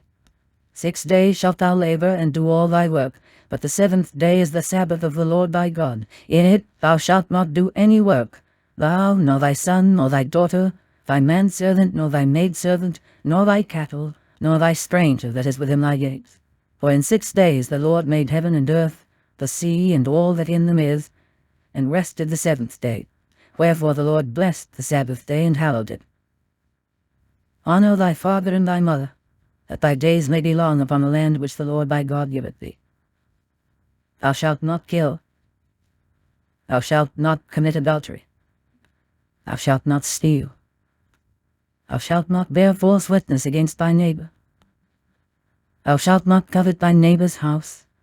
Thou shalt not covet thy neighbor's wife, nor his manservant, nor his maidservant, nor his ox, nor his ass, nor anything that is thy neighbor's. And all the people saw the thunderings and the lightnings and the noise of the trumpet and the mountain smoking. And when the people saw it, they removed and stood afar off. And they said unto Moses, Speak thou with us, and we will hear, but let not God speak with us, lest we die. And Moses said unto the people, Fear not, for God is come to prove you, and that his fear may be before your faces, that ye sin not. And the people stood afar off, and Moses drew near unto the thick darkness where God was. And the Lord said unto Moses, Thus thou shalt say unto the children of Israel, Ye have seen that I have talked with you from heaven. Ye shall not make with me gods of silver, neither shall ye make unto you gods of gold. An altar of earth thou shalt make unto me, and shalt sacrifice thereon thy burnt offerings, and thy peace offerings, thy sheep, and thine oxen. In all places where I record my name, I will come unto thee, and I will bless thee. And if thou wilt make me an altar of stone, thou shalt not build it of hewn stone. For if thou lift up thy tool upon it, thou hast polluted it. Neither shalt thou go up by steps unto mine altar, that thy nakedness be not discovered thereon. Chapter 21. Now these are the judgments which thou shalt set before them. If thou buy an Hebrew servant, 6 years he shall serve, and in the 7th he shall go out free for nothing. If he came in by himself, he shall go out by himself. If he were married, then his wife shall go out with him. If his master have given him a wife, and she have borne him sons or daughters, the wife and her children shall be her master's, and he shall go out by himself. And if the servant shall plainly say, I love my master, my wife, and my children, I will not go out free. Then his master shall bring him unto the judges. He shall also bring him to the door, or unto the doorpost, and his master shall bore his ear through with an awl, and he shall serve him forever. And if a man sell his daughter to be a maidservant, she shall not go out as the menservants do. If she please not her master, who hath betrothed her to himself, then shall he let her be redeemed. To sell her unto a strange nation he shall have no power, seeing he hath dealt deceitfully with her. And if he have betrothed her unto his son, he shall deal with her after the manner of daughters. If he take him another wife, her food, her raiment, and her duty of marriage shall he not diminish. If he do not these three unto her, then shall she go out free without money. He that smiteth a man so that he die shall be surely put to death. And if a man lie not in wait, but God deliver him into his hand, then I will appoint thee a place whither he shall flee. But if a man come presumptuously upon his neighbour to slay him with guile, thou shalt take him from mine altar, that he may die. And he that smiteth his father or his mother shall be surely put to death. And he that stealeth a man and selleth him, or if he be found in his hand, he shall surely be put to death. And he that curseth his father or his mother shall surely be put to death. And if men strive together, and one smite another with a stone or with his fist, and he die not, but keepeth his bed, if he rise again and walk abroad upon his staff, then shall he that smote him be quit. Only he shall pay for the loss of his time, and shall cause him to be thoroughly healed. And if a man smite his servant or his maid with a rod, and he die under his hand, he shall be surely punished. Notwithstanding, if he continue a day or two, he shall not be punished, for he is his money. If men strive and hurt a woman with child, so that her fruit depart from her, and yet no mischief follow, he shall be surely punished according as the woman's husband will lay upon him, and he shall pay as the judges determine. And if any mischief follow, then thou shalt give life for life, eye for eye, tooth for tooth, hand for hand, foot for foot, burning for burning, wound for wound, stripe for stripe. And if a man smite the eye of his servant, or the eye of his maid, that it perish, he shall let him go free for his eye's sake. And if he smite out his manservant's tooth, or his maidservant's tooth, he shall let him go free for his tooth's sake. If an ox gore a man or a woman that they die, then the ox shall be surely stoned, and his flesh shall not be eaten, but the owner of the ox shall be quit.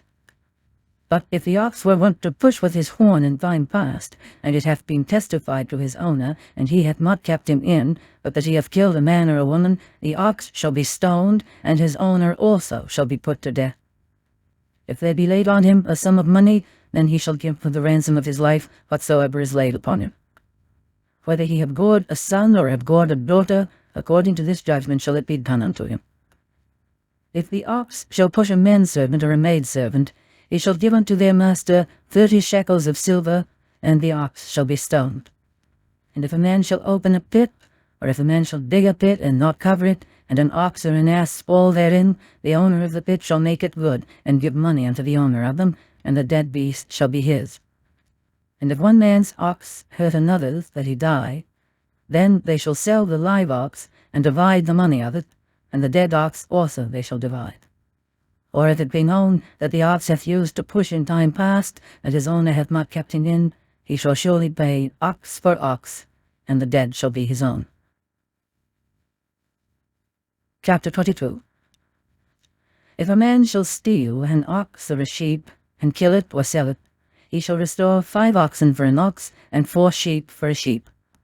If a thief be found breaking up, and be smitten that he die, there shall no blood be shed for him. If the sun be risen upon him, there shall be blood shed for him, for he should make full restitution. If he have nothing, then he shall be sold for his theft. If the theft be certainly found in his hand alive, whether it be ox or ass or sheep, he shall restore double. If a man shall cause a field or vineyard to be eaten, and shall put in his beast, and shall feed in another man's field, of the best of his own field, and of the best of his own vineyard shall he make restitution.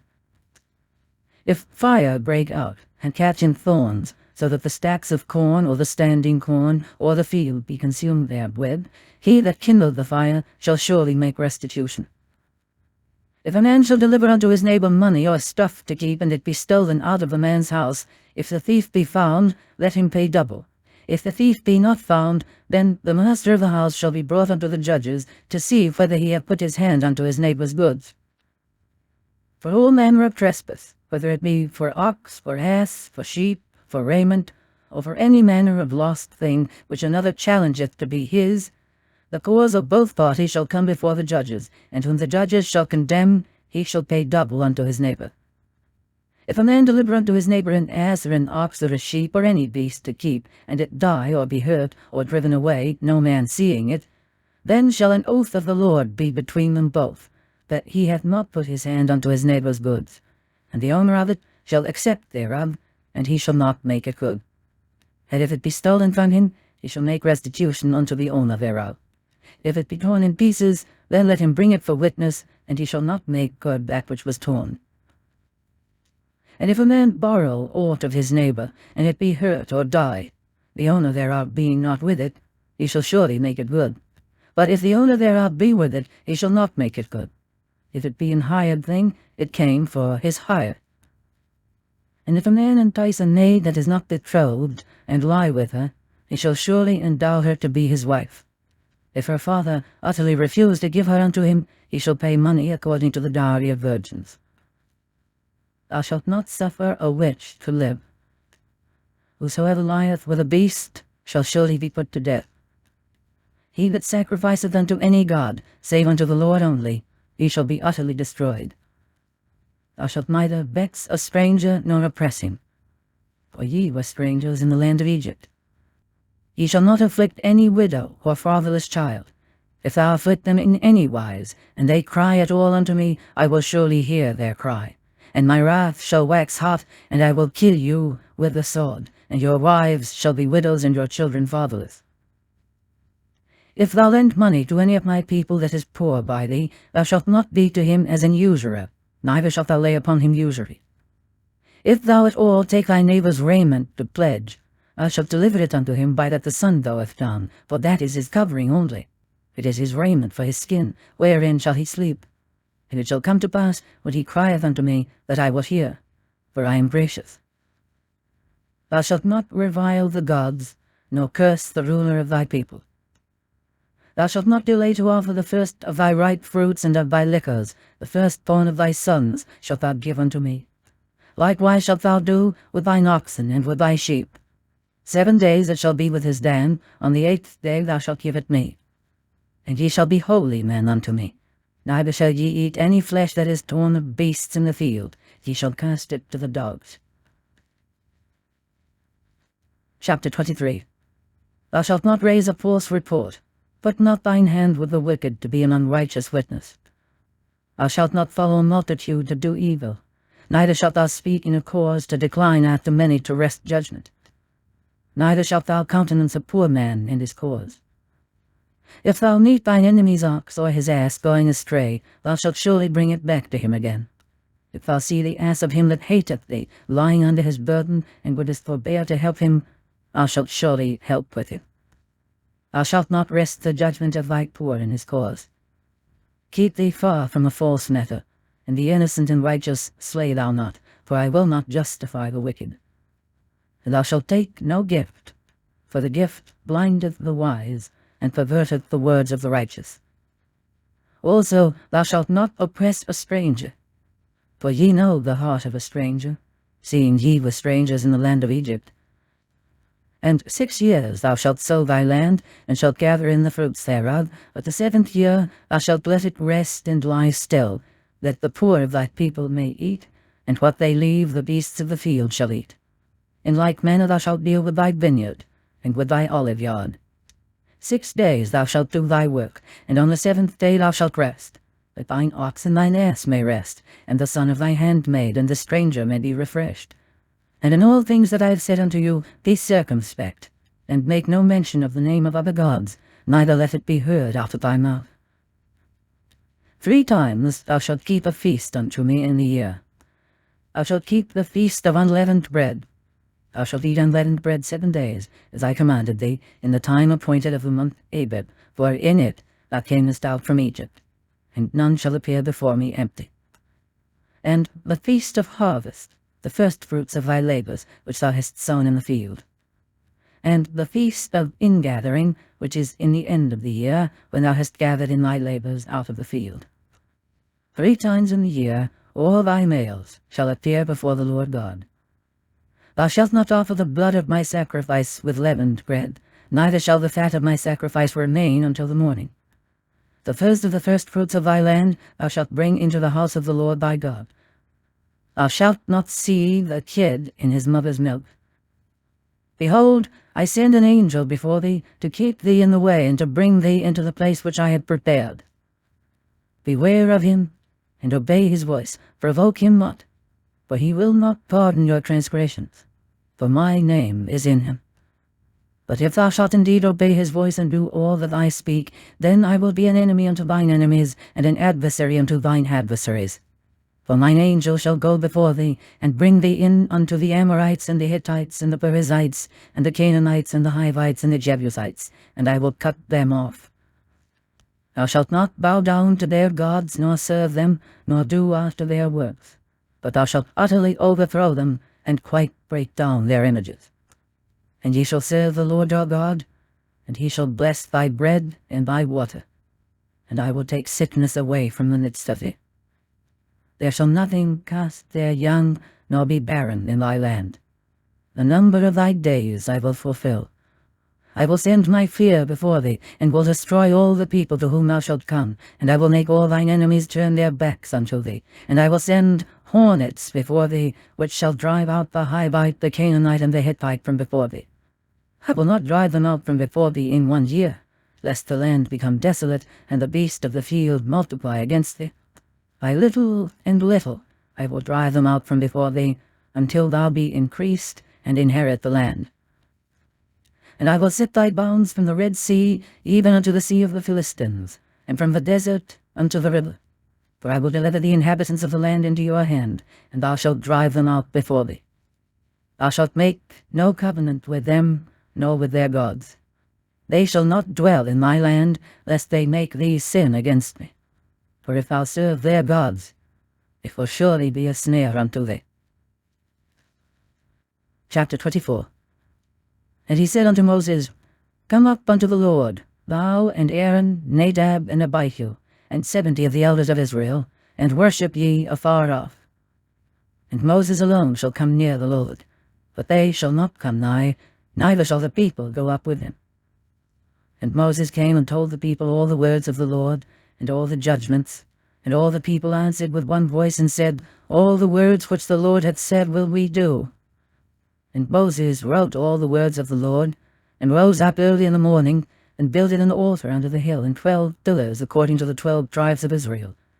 And he sent young men of the children of Israel, which offered burnt offerings, and sacrificed peace offerings of oxen unto the Lord. And Moses took half of the blood, and put it in basins, and half of the blood he sprinkled on the altar.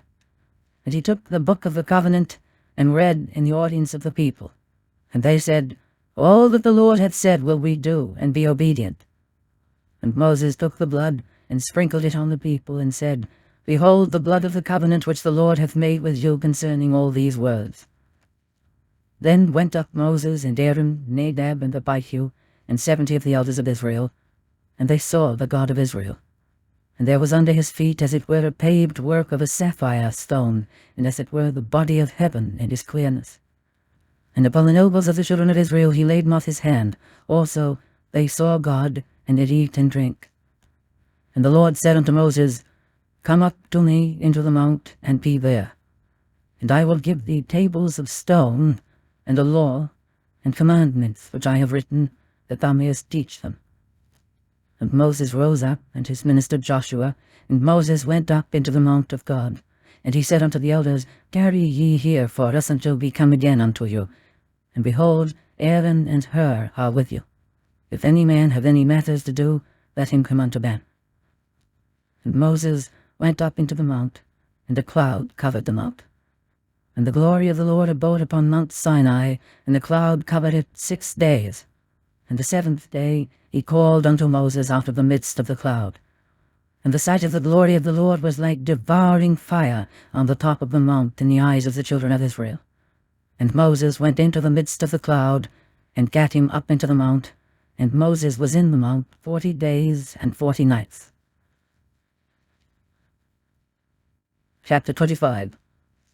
And the Lord spake unto Moses, saying, Speak unto the children of Israel, that they bring me an offering. Of every man that giveth it willingly with his heart, ye shall take my offering.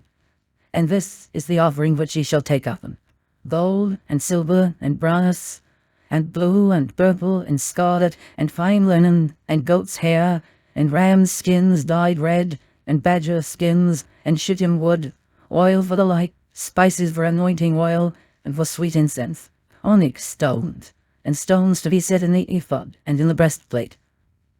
And let them make me a sanctuary, that I may dwell among them, according to all that I show thee, after the pattern of the tabernacle, and the pattern of all the instruments thereof, even so shall ye make it.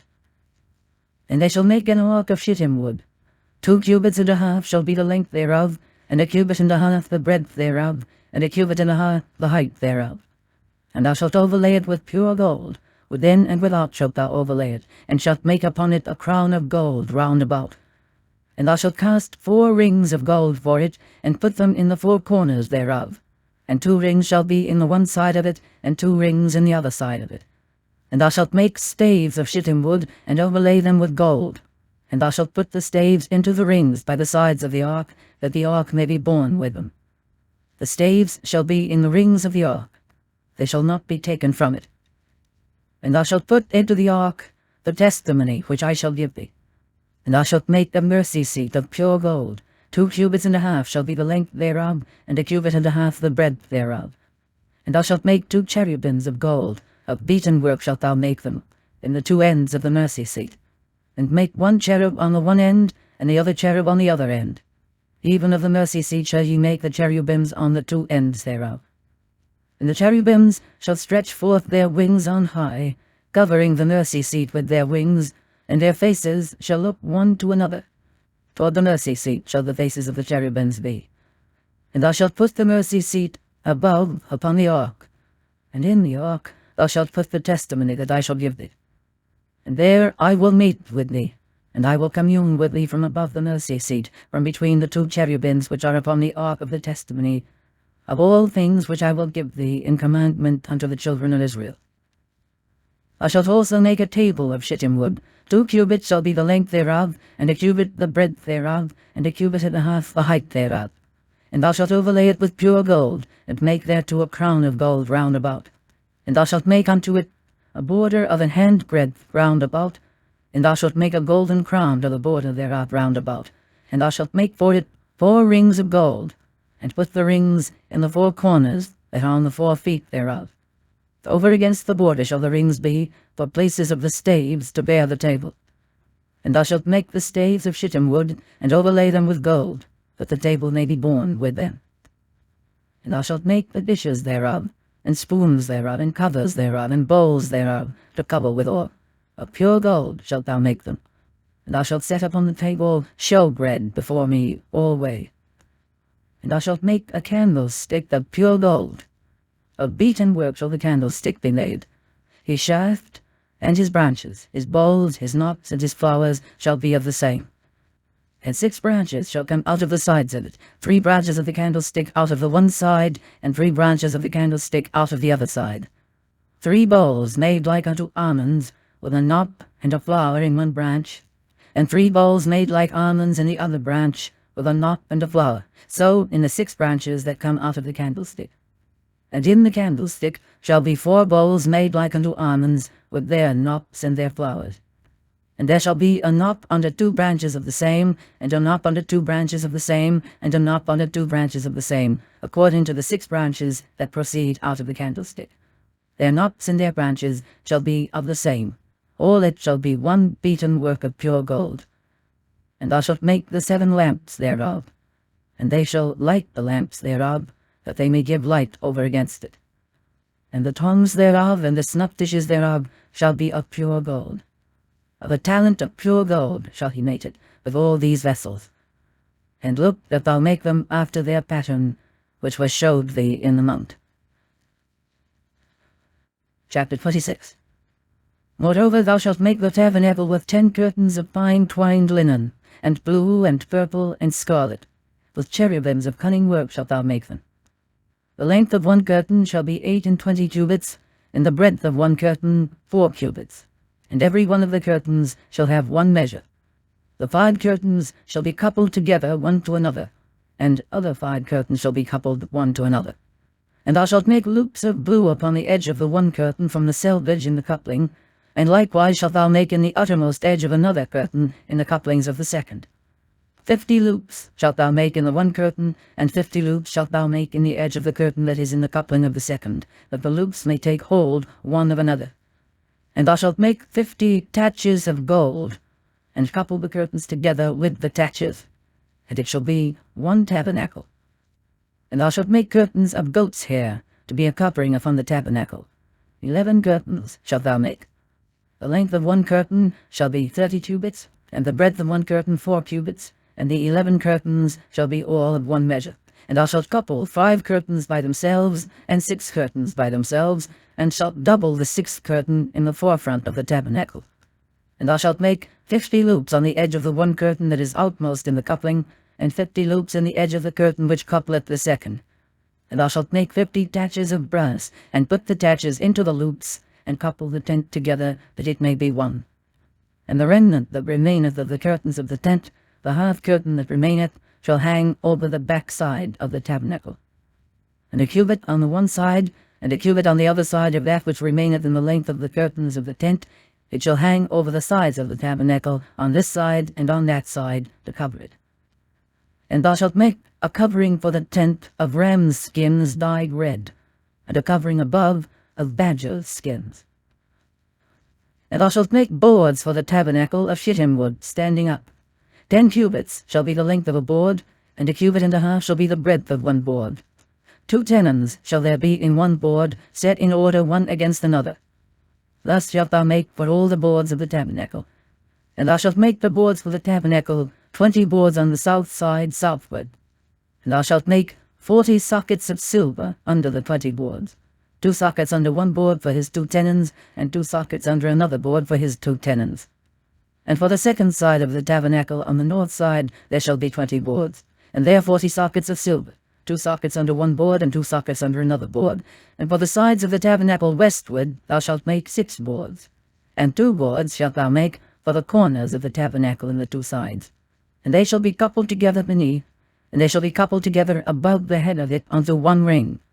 Thus shall it be for them both. They shall be for the 2 corners. And they shall be 8 boards, and their sockets of silver, 16 sockets, 2 sockets under one board, and 2 sockets under another board. And thou shalt make bars of shittim wood, 5 for the boards of the one side of the tabernacle, and 5 bars for the boards of the other side of the tabernacle, and 5 bars for the boards of the side of the tabernacle for the 2 sides westward. And the middle bar in the midst of the boards shall reach from end to end. And thou shalt overlay the boards with gold, and make their rings of gold for places for the bars. And thou shalt overlay the bars with gold. And thou shalt rear up the tabernacle according to the fashion thereof which was showed thee in the mount.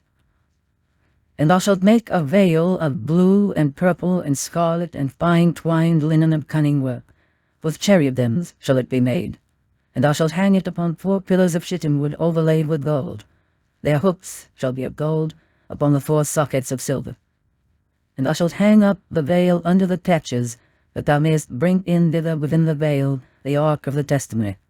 And the veil shall divide unto you between the holy place and the most holy. And thou shalt put the mercy seat upon the ark of the testimony in the most holy place. And thou shalt set the table without the veil, and the candlestick over against the table on the side of the tabernacle toward the south. And thou shalt put the table on the north side. And thou shalt make an hanging for the door of the tent of blue and purple and scarlet and fine twined linen, wrought with needlework. And thou shalt make for the hanging 5 pillars of shittim wood, and overlay them with gold, and their hooks shall be of gold, and thou shalt cast 5 sockets of brass for them. Chapter 27. And thou shalt make an altar of shittim wood, 5 cubits long and 5 cubits broad. The altar shall be 4 square, and the height thereof shall be 3 cubits. And thou shalt make the horns of it upon the 4 corners thereof, his horns shall be of the same. And thou shalt overlay it with brass, and thou shalt make his pans to receive his ashes, and his shovels, and his basins, and his flesh hooks, and his fire pans. All the vessels thereof thou shalt make of brass. And thou shalt make for it a grate of network of brass, and upon the net shalt thou make 4 brazen rings in the 4 corners thereof.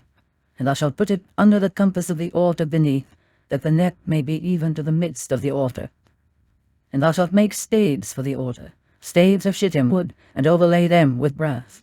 And the staves shall be put into the rings, and the staves shall be upon the 2 sides of the altar to bear it. Hollow with boards shalt thou make it, as it was showed thee in the mount, so shall they make it. And thou shalt make the court of the tabernacle. For the south side southward there shall be hangings for the court of fine twined linen of 100 cubits long for one side. And the 20 pillars thereof, and their 20 sockets, shall be of brass. The hooks of the pillars and their fillets shall be of silver. And likewise for the north side, in length there shall be hangings of 100 cubits long, and his 20 pillars and their 20 sockets of brass, the hooks of the pillars and their fillets of silver. And for the breadth of the court on the west side shall be hangings of 50 cubits, their pillars 10, and their sockets 10. And the breadth of the court on the east side eastward shall be 50 cubits. The hangings of one side of the gate shall be 15 cubits, their pillars 3, and their sockets 3. And on the other side shall be hangings 15 cubits, their pillars 3, and their sockets 3. And for the gate of the court shall be an hanging of 20 cubits, of blue and purple and scarlet and fine twined linen wrought with needlework, and their pillars shall be 4, and their sockets 4. All the pillars round about the court shall be filleted with silver, their hooks shall be of silver, and their sockets of brass. The length of the court shall be 100 cubits, and the breadth 50 everywhere, and the height 5 cubits of fine twined linen, and their sockets of brass. All the vessels of the tabernacle, and all the service thereof, and all the pins thereof, and all the pins of the cord, shall be of brass. And thou shalt command the children of Israel, that they bring thee pure oil olive beaten for the light, to cause the lamp to burn always. In the tabernacle of the congregation, without the veil which is before the testimony, Aaron and his sons shall order it from evening to morning before the Lord. It shall be a statute forever unto their generations on the behalf of the children of Israel. Chapter 28. And take thou unto thee Aaron thy brother and his sons with him from among the children of Israel, that he may minister unto me in the priest's office, even Aaron, Nadab, and Abihu, Eleazar, and Ithamar, Aaron's sons. And thou shalt make holy garments for Aaron thy brother, for glory and for beauty. And thou shalt speak unto all that are wise-hearted, whom I have filled with the spirit of wisdom, that they may make Aaron's garments to consecrate him, that he may minister unto me in the priest's office. And these are the garments which they shall make: a breastplate, and an ephod, and a robe, and a broidered coat, a mitre, and a girdle.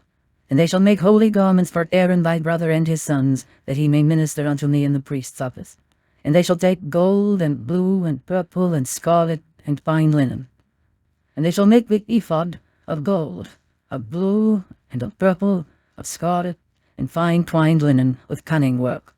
It shall have the 2 shoulder pieces thereof joined at the 2 edges thereof, and so it shall be joined together.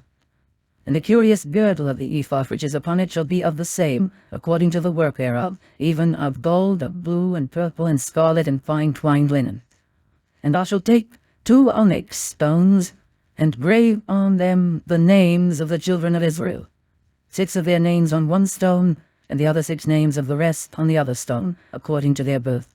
With the work of an engraver in stone, like the engravings of a signet, shalt thou engrave the 2 stones with the names of the children of Israel. Thou shalt make them to be set in ouches of gold. And thou shalt put the 2 stones upon the shoulders of the ephod, for stones of memorial unto the children of Israel. And Aaron shall bear their names before the Lord upon his 2 shoulders for a memorial. And thou shalt make ouches of gold, and 2 chains of pure gold at the ends. Of wreathen work shalt thou make them, and fasten the wreathen chains to the ouches. And thou shalt make the breastplate of judgment with cunning work. After the work of the ephod thou shalt make it: of gold, of blue, and of purple, and of scarlet, and of fine twined linen shalt thou make it. 4 square it shall be, being doubled. A span shall be the length thereof, and a span shall be the breadth thereof.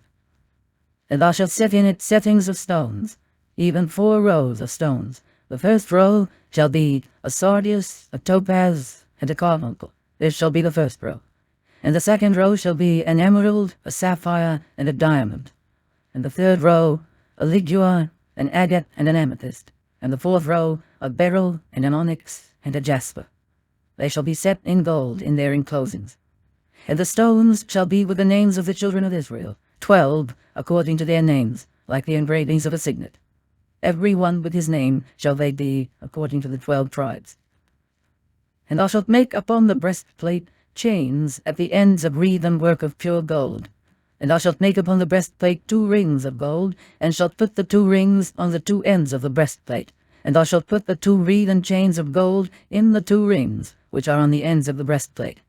And the other 2 ends of the 2 wreathen chains thou shalt fasten in the 2 ouches, and put them on the shoulder pieces of the ephod before it. And thou shalt make 2 rings of gold, and thou shalt put them upon the 2 ends of the breastplate in the border thereof, which is in the side of the ephod inward. And 2 other rings of gold thou shalt make, and shalt put them on the 2 sides of the ephod underneath, toward the forepart thereof, over against the other coupling thereof, above the curious girdle of the ephod. And they shall bind the breastplate by the rings thereof unto the rings of the ephod, with a lace of blue, that it may be above the curious girdle of the ephod, and that the breastplate be not loosed from the ephod. And Aaron shall bear the names of the children of Israel in the breastplate of judgment upon his heart, when he goeth in unto the holy place, for a memorial before the Lord continually. And thou shalt put in the breastplate of judgment the Urim and the Thummim, and they shall be upon Aaron's heart when he goeth in before the Lord.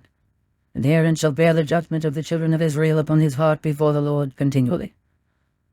And thou shalt make the robe of the ephod all of blue, and there shall be an hole in the top of it, in the midst thereof.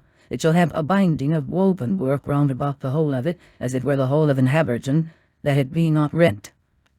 And beneath upon the hem of it thou shalt make pomegranates of blue, and of purple, and of scarlet, round about the hem thereof, and bells of gold between them round about, a golden bell and a pomegranate, a golden bell and a pomegranate, upon the hem of the robe round about. And it shall be upon Aaron to minister, and his sound shall be heard when he goeth in unto the holy place before the Lord, and when he cometh out, that he die not. And thou shalt make a plate of pure gold, and grave upon it, like the engravings of a signet, Holiness to the Lord. And thou shalt put it on the blue lace, that it may be upon the mitre, upon the forefront of the mitre it shall be. And it shall be upon Aaron's forehead, that Aaron may bear the iniquity of the holy things which the children of Israel shall hallow in all their holy gifts. And it shall be always upon his forehead, that they may be accepted before the Lord. And thou shalt embroider the coat of fine linen, and thou shalt make the mitre of fine linen, and thou shalt make the girdle of needlework. And for Aaron's sons thou shalt make coats, and thou shalt make for them girdles, and bonnets shalt thou make for them, for glory and for beauty. And thou shalt put them upon Aaron thy brother, and his sons with him, and shalt anoint them, and consecrate them, and sanctify them, that they may minister unto me in the priest's office. And thou shalt make them linen breeches that cover their nakedness, from the loins even unto the thighs they shall reach. And they shall be upon Aaron and upon his sons, when they come in unto the tabernacle of the congregation, or when they come near unto the altar to minister in the holy place, that they bear not iniquity and die. It shall be a statute forever unto him and his seed after him. Chapter 29. And this is the thing that thou shalt do unto them to hallow them, to minister unto me in the priest's office. Take 1 young bullock, and 2 rams without blemish, and unleavened bread, and cakes unleavened tempered with oil, and wafers unleavened anointed with oil. Of wheat and flour shalt thou make them. And thou shalt put them into 1 basket, and bring them in the basket, with the bullock and the 2 rams. And Aaron and his sons thou shalt bring unto the door of the tabernacle of the congregation, and shalt wash them with water. And thou shalt take the garments, and put upon Aaron the coat, and the robe of the ephod, and the breastplate, and gird him with the curious girdle of the ephod. And thou shalt put the mitre upon his head, and put the holy crown upon the mitre. Then shalt thou take the anointing oil, and pour it upon his head, and anoint him. And thou shalt bring his sons, and put coats upon them. And thou shalt gird them with girdles, Aaron and his sons, and put the bonnets on. And the priest's office shall be theirs for a perpetual statute. And thou shalt consecrate Aaron and his sons. And thou shalt cause the bullock to be brought before the tabernacle of the congregation, and Aaron and his sons shall put their hands upon the head of the bullock. And thou shalt kill the bullock before the Lord by the door of the tabernacle of the congregation. And thou shalt take of the blood of the bullock, and put it upon the horns of the altar with thy finger, and pour all the blood beside the bottom of the altar. And thou shalt take all the fat that covereth the inwards, and the caul that is above the liver, and the 2 kidneys, and the fat that is upon them, and burn them upon the altar. But the flesh of the bullock, and his skin, and his dung, shalt thou burn with fire without the camp. It is a sin offering. Thou shalt also take 1 ram, and Aaron and his sons shall put their hands upon the head of the ram, and thou shalt slay the ram, and thou shalt take his blood and sprinkle it round about upon the altar. And thou shalt cut the ram in pieces, and wash the inwards of him, and his legs, and put them unto his pieces, and unto his head. And thou shalt burn the whole ram upon the altar. It is a burnt offering unto the Lord. It is a sweet savour, an offering made by fire unto the Lord.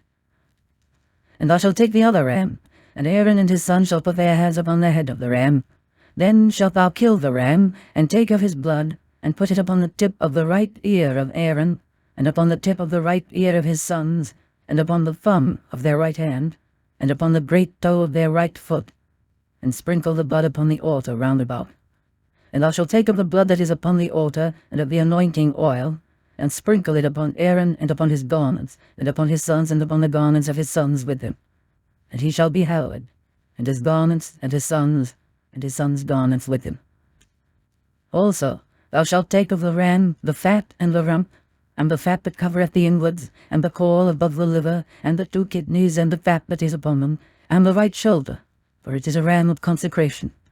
And 1 loaf of bread, and 1 cake of oiled bread, and 1 wafer out of the basket of the unleavened bread that is before the Lord.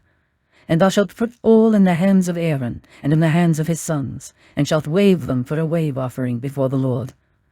And thou shalt receive them of their hands, and burn them upon the altar for a burnt offering, for a sweet savour before the Lord. It is an offering made by fire unto the Lord. And thou shalt take the breast of the ram of Aaron's consecration, and wave it for a wave offering before the Lord, and it shall be thy part. And thou shalt sanctify the breast of the wave offering, and the shoulder of the heave offering which is waved, and which is heaved up of the ram of the consecration, even of that which is for Aaron, and of that which is for his sons. And it shall be Aaron's and his sons by a statute forever from the children of Israel. For it is an heave offering, and it shall be an heave offering from the children of Israel of the sacrifice of their peace offerings, even their heave offering unto the Lord. And the holy garments of Aaron shall be his sons after him, to be anointed therein, and to be consecrated in them.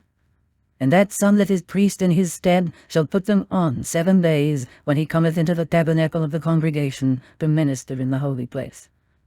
And thou shalt take the ram of the consecration, and seethe his flesh in the holy place. And Aaron and his sons shall eat the flesh of the ram, and the bread that is in the basket by the door of the tabernacle of the congregation. And they shall eat those things wherewith the atonement was made, to consecrate and to sanctify them. But a stranger shall not eat thereof, because they are holy. And if aught of the flesh of the consecrations or of the bread remain unto the morning, then thou shalt burn the remainder with fire. It shall not be eaten, because it is holy. And thus shalt thou do unto Aaron and to his sons according to all things which I have commanded thee. 7 days shalt thou consecrate them. And thou shalt offer every day a bullock for a sin offering for atonement. And thou shalt cleanse the altar when thou hast made an atonement for it, and thou shalt anoint it to sanctify it. 7 days thou shalt make an atonement for the altar, and sanctify it, and it shall be an altar most holy. Whatsoever toucheth the altar shall be holy. Now this is that which thou shalt offer upon the altar, 2 lambs of the first year, day by day, continually. The 1 lamb thou shalt offer in the morning, and the other lamb thou shalt offer at even. And with the 1 lamb 1/10 deal of flour mingled with the 4th part of an hin of beaten oil, and the 4th part of an hin of wine for a drink offering. And the other lamb thou shalt offer at even, and shalt do thereto according to the meat offering of the morning, and according to the drink offering thereof, for a sweet savour, an offering made by fire unto the Lord. This shall be a continual burnt offering throughout your generations at the door of the tabernacle of the congregation before the Lord, where I will meet you to speak there unto thee. And there I will meet with the children of Israel, and the tabernacle shall be sanctified by my glory. And I will sanctify the tabernacle of the congregation and the altar. I will sanctify also both Aaron and his sons to minister to me in the priest's office. And I will dwell among the children of Israel, and will be their God. And they shall know that I am the Lord their God, that brought them forth out of the land of Egypt, that I may dwell among them. I am the Lord their God. Chapter 30. And thou shalt make an altar to burn incense upon. Of shittim wood shalt thou make it. A cubit shall be the length thereof, and a cubit the breadth thereof. 4 square shall it be, and 2 cubits shall be the height thereof. The horns thereof shall be of the same. And thou shalt overlay it with pure gold, the top thereof and the sides thereof round about, and the horns thereof. And thou shalt make unto it a crown of gold round about. And 2 golden rings shalt thou make to it under the crown of it, by the 2 corners thereof. On the 2 sides of it shalt thou make it. And they shall be for places for the staves to bear it withal. And thou shalt make the staves of shittim wood, and overlay them with gold. And thou shalt put it before the veil that is by the ark of the testimony, before the mercy seat that is over the testimony, where I will meet with it. And Aaron shall burn thereon sweet incense every morning. When he dresseth the lamps, he shall burn incense upon it. And when Aaron lighteth the lamps at even, he shall burn incense upon it, a perpetual incense before the Lord throughout your generations. Ye shall offer no strange incense thereon, nor burnt sacrifice, nor meat offering, neither shall ye pour drink offering thereon. And Aaron shall make an atonement upon the horns of it once in a year, with the blood of the sin offering of atonements. Once in the year shall he make atonement upon it throughout your generations. It is most holy unto the Lord. And the Lord spake unto Moses, saying, When thou takest the sum of the children of Israel after their number, then shall they give every man a ransom for his soul unto the Lord, when thou numberest them, that there be no plague among them when thou numberest them. This they shall give, every one that passeth among them that are numbered, half a shekel after the shekel of the sanctuary. A shekel is 20 gerahs, and half shekel shall be the offering of the Lord. Every one that passeth among them that are numbered from 20 years old and above shall give an offering unto the Lord. The rich shall not give more, and the poor shall not give less than half a shekel, when they give an offering unto the Lord to make an atonement for your souls. And thou shalt take the atonement money of the children of Israel, and shalt appoint it for the service of the tabernacle of the congregation, that it may be a memorial unto the children of Israel before the Lord, to make an atonement for your souls. And the Lord spake unto Moses, saying, Thou shalt also make a laver of brass, and his foot also of brass, to wash withal. And thou shalt put it between the tabernacle of the congregation and the altar, and thou shalt put water therein. For Aaron and his sons shall wash their hands and their feet thereat. When they go into the tabernacle of the congregation, they shall wash with water, that they die not. Or when they come near to the altar to minister, to burn offering made by fire unto the Lord, so they shall wash their hands and their feet, that they die not. And it shall be a statute forever to them, even to him and to his seed, throughout their generations. Moreover the Lord spake unto Moses, saying, Take thou also unto thee principal spices, of pure myrrh 500 shekels, and of sweet cinnamon half so much, even 250 shekels, and of sweet calamus 250 shekels, and of cassia 500 shekels after the shekel of the sanctuary, and of oil olive and hin. And thou shalt make it an oil of holy ointment, an ointment compound after the art of the apothecary. It shall be an holy anointing oil. And thou shalt anoint the tabernacle of the congregation therewith, and the ark of the testimony, and the table and all his vessels, and the candlestick and his vessels, and the altar of incense, and the altar of burnt offering, with all his vessels, and the laver and his foot. And thou shalt sanctify them, that they may be most holy. Whatsoever toucheth them shall be holy. And thou shalt anoint Aaron and his sons, and consecrate them, that they may minister unto me in the priest's office. And thou shalt speak unto the children of Israel, saying, This shall be an holy anointing oil unto me throughout your generations. Upon men's flesh shall it not be poured, neither shall ye make any other like it after the composition of it. It is holy, and it shall be holy unto you. Whosoever compoundeth any lighted, or whosoever putteth any of it upon a stranger, shall even be cut off from his people. And the Lord said unto Moses, Take unto these sweet spices, stacte, and onycha, and galbanum, these sweet spices with pure frankincense, of each shall there be a like weight. And thou shalt make it a perfume, a convection after the art of the apothecary, tempered together, pure and holy. And thou shalt beat some of it very small, and put of it before the testimony in the tabernacle of the congregation, where I will meet with thee. It shall be unto you most holy. And as for the perfume which thou shalt make, ye shall not make to yourselves according to the composition thereof. It shall be unto thee holy for the Lord. Whosoever shall make like unto that, to smell thereto, shall even be cut off from his people. Chapter 31. And the Lord spake unto Moses, saying, See, I have called by name Bezaleel the son of Uri, the son of Hur, of the tribe of Judah. And I have filled him with the Spirit of God, in wisdom and in understanding, and in knowledge, and in all manner of workmanship, to devise cunning works, to work in gold, and in silver, and in brass, and in cutting of stones, to set them, and in carving of timber, to work in all manner of workmanship. And I, behold, I have given with him Aholiab the son of Ahisamach, of the tribe of Dan. And in the hearts of all that are wise-hearted I have put wisdom, that they may make all that I have commanded thee.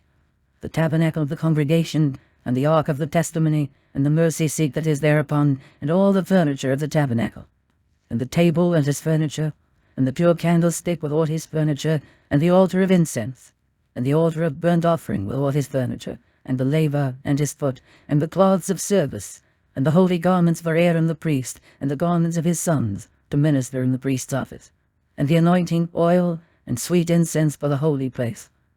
According to all that I have commanded thee shall they do.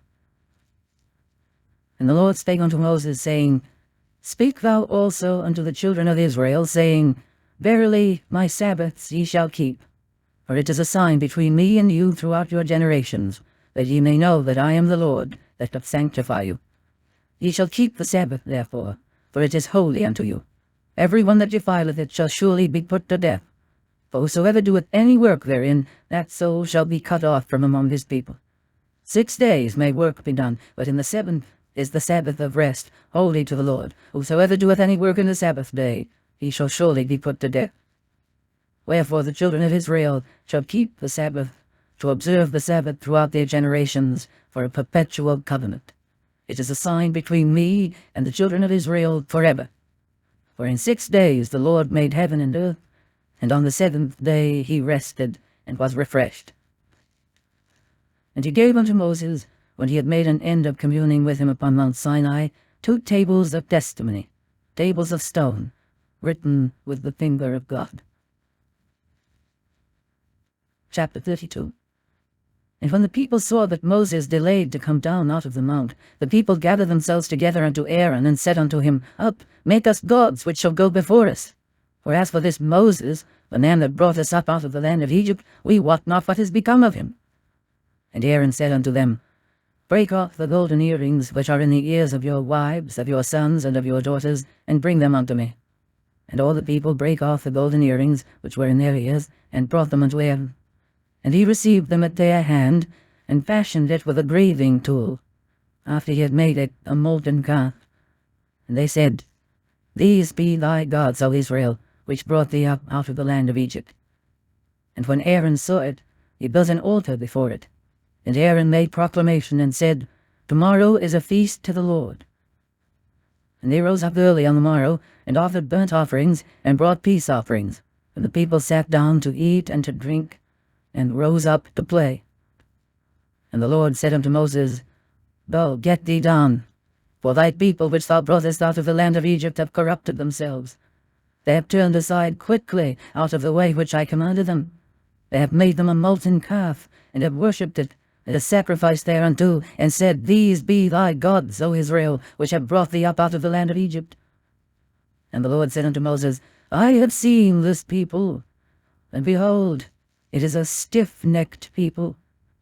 Now therefore let me alone, that my wrath may wax hot against them, and that I may consume them.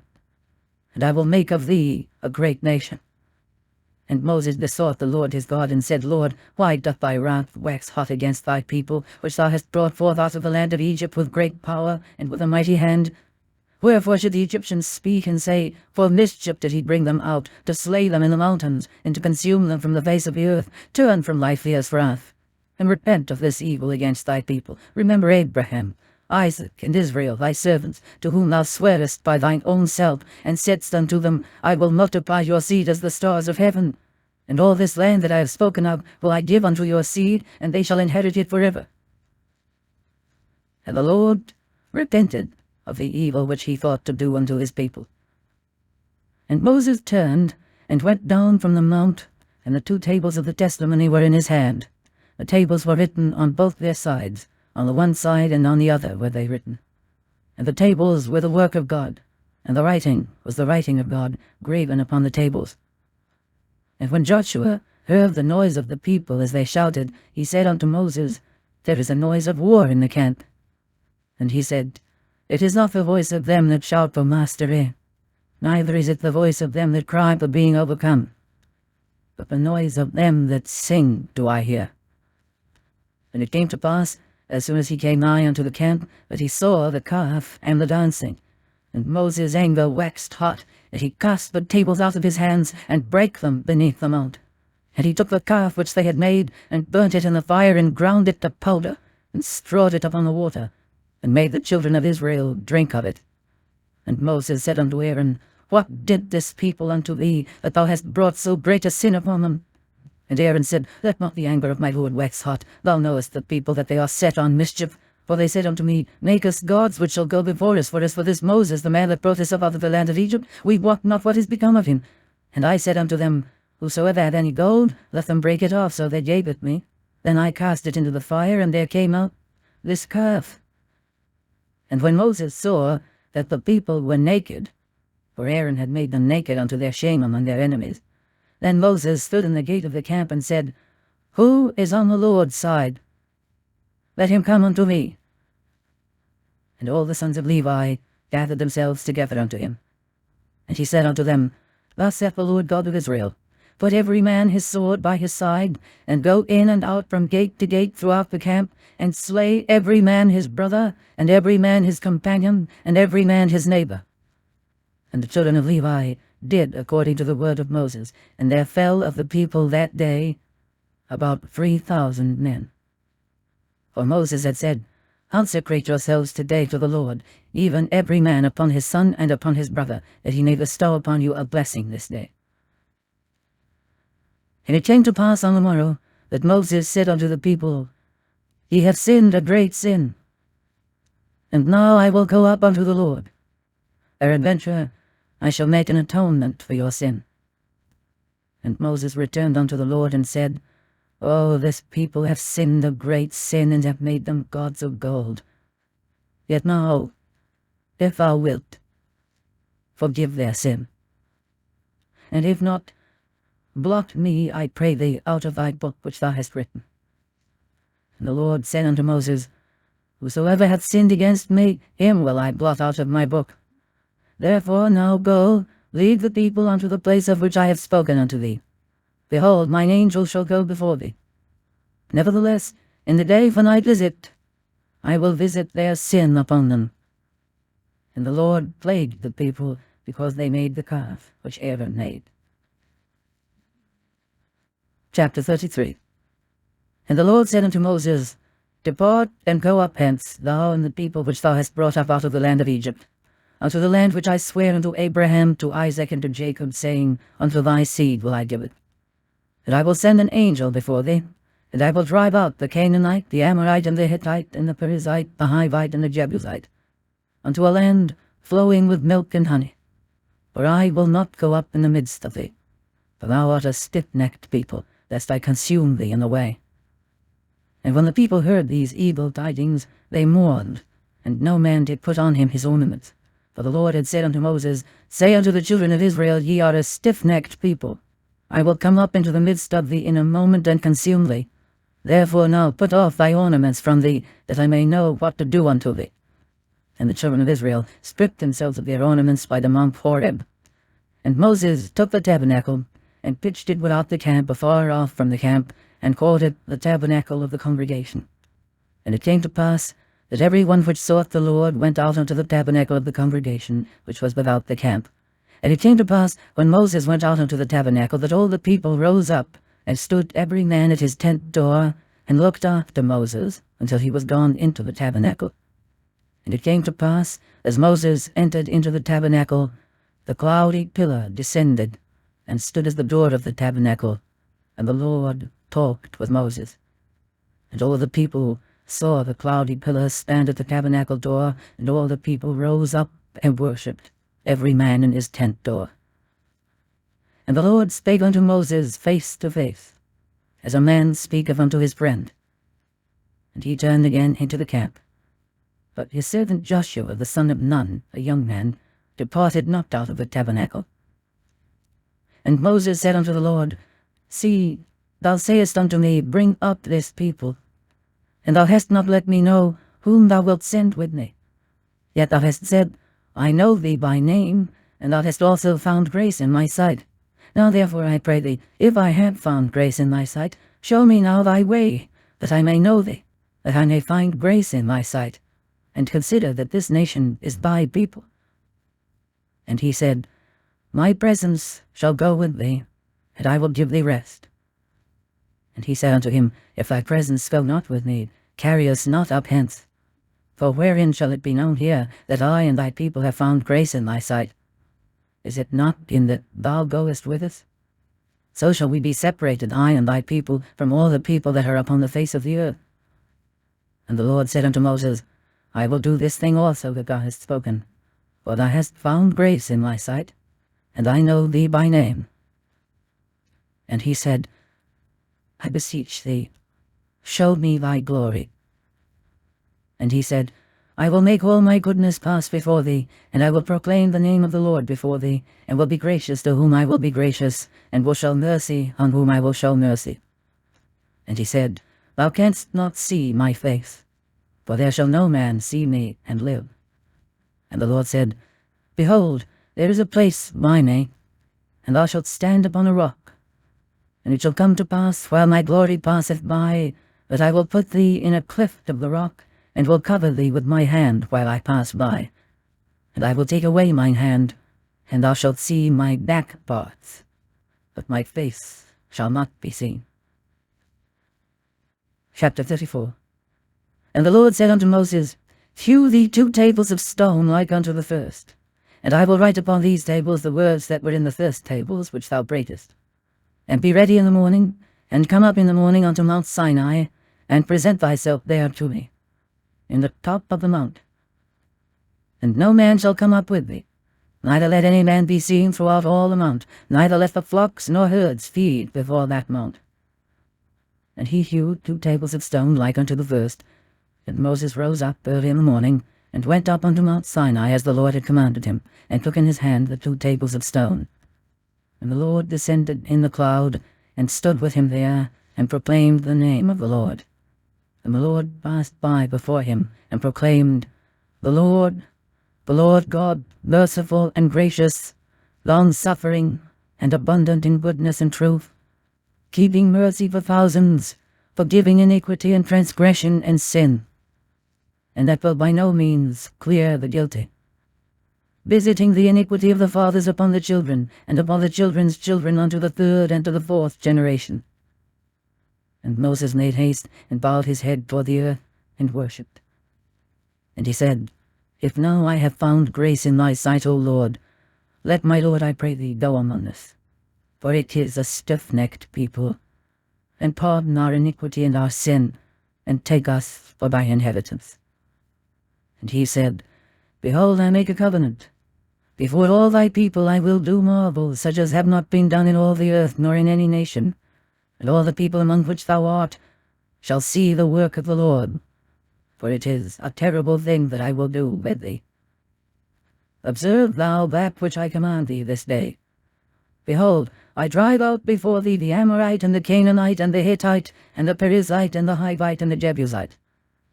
Take heed to thyself, lest thou make a covenant with the inhabitants of the land whither thou goest, lest it be for a snare in the midst of thee, But ye shall destroy their altars, break their images, and cut down their groves. For thou shalt worship no other God. For the Lord, whose name is jealous, is a jealous God. Lest thou make a covenant with the inhabitants of the land, and they go a-whoring after their gods, and do sacrifice unto their gods, and one call thee, and thou eat of his sacrifice. And thou take of their daughters unto thy sons, and their daughters go a-whoring after their gods, and make thy sons go a-whoring after their gods. Thou shalt make thee no molten gods. The feast of unleavened bread shalt thou keep.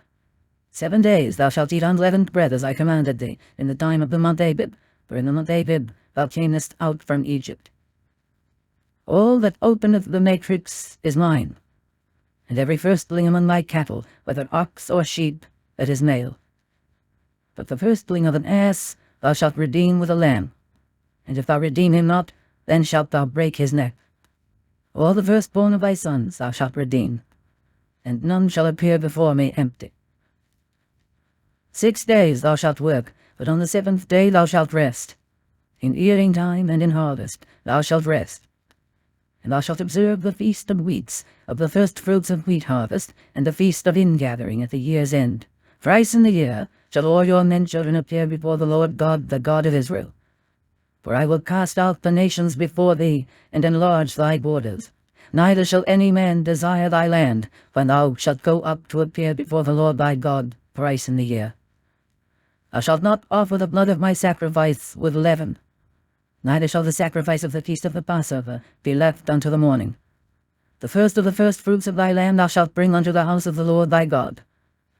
Thou shalt not see the kid in his mother's milk. And the Lord said unto Moses, Write thou these words, for after the tenor of these words I have made a covenant with thee and with Israel.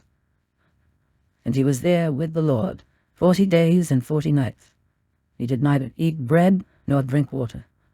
And he wrote upon the tables the words of the covenant, the 10 commandments.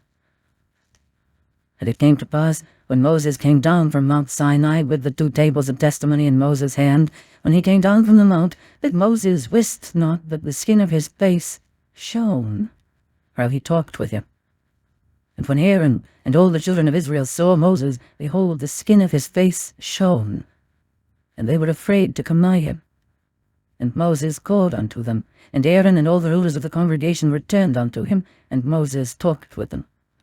And afterward all the children of Israel came nigh, and he gave them in commandment all that the Lord had spoken with him in Mount Sinai. And till Moses had done speaking with them, he put a veil on his face. But when Moses went in before the Lord to speak with him, he took the veil off until he came out. And he came out and spake unto the children of Israel that which he was commanded. And the children of Israel saw the face of Moses, that the skin of Moses' face shone. And Moses took the veil upon his face again, until he went in to speak with him. Chapter 35. And Moses gathered all the congregation of the children of Israel together, and said unto them, These are the words which the Lord hath commanded, that ye should do them. 6 days shall work be done, but on the 7th day there shall be to you an holy day, a Sabbath of rest to the Lord. Whosoever doeth work therein shall be put to death. Ye shall kindle no fire throughout your habitations upon the Sabbath day. And Moses spake unto all the congregation of the children of Israel, saying, This is the thing which the Lord commanded, saying, Take ye from among you an offering unto the Lord.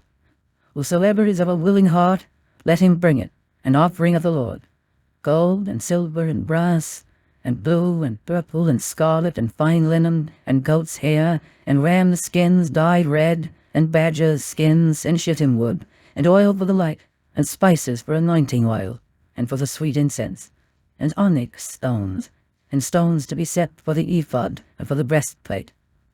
And every wise-hearted among you shall come, and make all that the Lord hath commanded, the tabernacle, his tent, and his covering, his taches, and his boards, his bars, his pillars, and his sockets, the ark, and the staves thereof, with the mercy seat, and the veil of the covering, the table, and his staves, and all his vessels, and the showbread, the candlestick also for the light, and his furniture, and his lamps, with the oil for the light, and the incense altar, and his staves, and the anointing oil, and the sweet incense, and the hanging for the door at the entering in of the tabernacle, the altar of burnt offering with his brazen grate, his staves, and all his vessels, the laver and his foot, the hangings of the court, his pillars and their sockets, and the hanging for the door of the court, the pins of the tabernacle and the pins of the court and their cords, the cloths of service to do service in the holy place, the holy garments for Aaron the priest, and the garments of his sons to minister in the priest's office. And all the congregation of the children of Israel departed from the presence of Moses. And they came, every one whose heart stirred him up, and every one whom his spirit made willing. And they brought the Lord's offering to the work of the tabernacle of the congregation, and for all his service, and for the holy garments. And they came, both men and women, as many as were willing-hearted, and brought bracelets and earrings and rings and tablets, all jewels of gold. And every man that offered an offering of gold unto the Lord. And every man with whom was found blue and purple and scarlet and fine linen, and goat's hair and red skins of rams and badger skins, brought them. Every one that did offer an offering of silver and brass brought the Lord's offering. And every man with whom was found shittim wood for any work of the service brought it.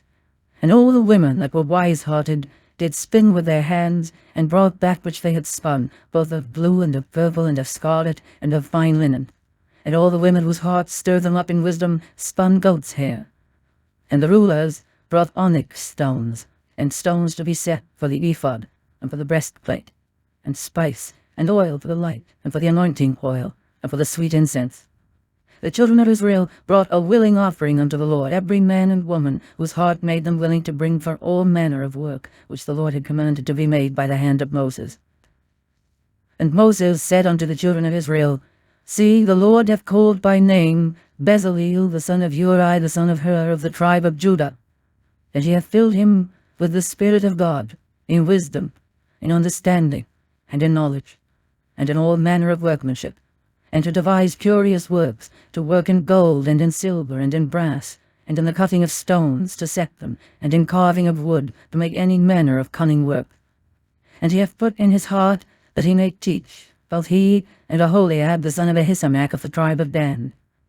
Them hath he filled with wisdom of heart, to work all manner of work, of the engraver, and of the cunning workman, and of the embroiderer, in blue and in purple, in scarlet, and in fine linen, and of the weaver, even of them that do any work, and of those that devise cunning work. Chapter 36. Then wrought Bezaleel and Aholiab, and every wise-hearted man, in whom the Lord put wisdom and understanding to know how to work all manner of work for the service of the sanctuary, according to all that the Lord had commanded. And Moses called Bezaleel and Aholiab, and every wise-hearted man, in whose heart the Lord had put wisdom, even every one whose heart stirred him up to come unto the work to do it. And they received of Moses all the offering which the children of Israel had brought for the work of the service of the sanctuary, to make it withal. And they brought yet unto him free offerings every morning. And all the wise men that wrought all the work of the sanctuary came every man from his work which they made, and they spake unto Moses, saying, The people bring much more than enough for the service of the work which the Lord commanded to make. And Moses gave commandment, and they caused it to be proclaimed throughout the camp, saying, Let neither man nor woman make any more work for the offering of the sanctuary. So the people were restrained from bringing, for the stuff they had was sufficient for all the work to make it, and too much. And every wise-hearted man among them that wrought the work of the tabernacle made 10 curtains of fine twined linen, and blue, and purple, and scarlet. With cherubims of cunning work made he them. The length of one curtain was 28 cubits, and the breadth of one curtain 4 cubits. The curtains were all of one size. And he coupled the 5 curtains one unto another, and the other 5 curtains he coupled one unto another. And he made loops of blue on the edge of one curtain from the selvage in the coupling. Likewise he made in the uttermost side of another curtain in the couplings of the second. 50 loops made he in one curtain, and 50 loops made he in the edge of the curtain which was in the coupling of the second. The loops held one curtain to another. As he made 50 taches of gold, and coupled the curtains one unto another with the taches. So it became one tabernacle. And he made curtains of goat's hair for the tent over the tabernacle. 11 curtains he made them. The length of one curtain was 30 cubits, and 4 cubits was the breadth of one curtain. The 11 curtains were of one size. And he coupled 5 curtains by themselves, and 6 curtains by themselves. And he made 50 loops upon the uttermost edge of the curtain in the coupling, And 50 loops made he upon the edge of the curtain which coupleth the second. And he made 50 taches of brass to couple the tent together, that it might be one. And he made a covering for the tent of rams' skins dyed red, and a covering of badgers' skins above that. And he made boards for the tabernacle of shittim wood standing up. The length of a board was 10 cubits, and the breadth of a board 1 cubit and a half. One board had 2 tenons, equally distant one from another. Thus did he make for all the boards of the tabernacle. And he made boards for the tabernacle, 20 boards for the south side southward, and 40 sockets of silver he made under the 20 boards, 2 sockets under one board for his 2 tenons, and 2 sockets under another board for his 2 tenons. And for the other side of the tabernacle, which is toward the north corner, he made 20 boards, and there 40 sockets of silver, 2 sockets under one board and 2 sockets under another board.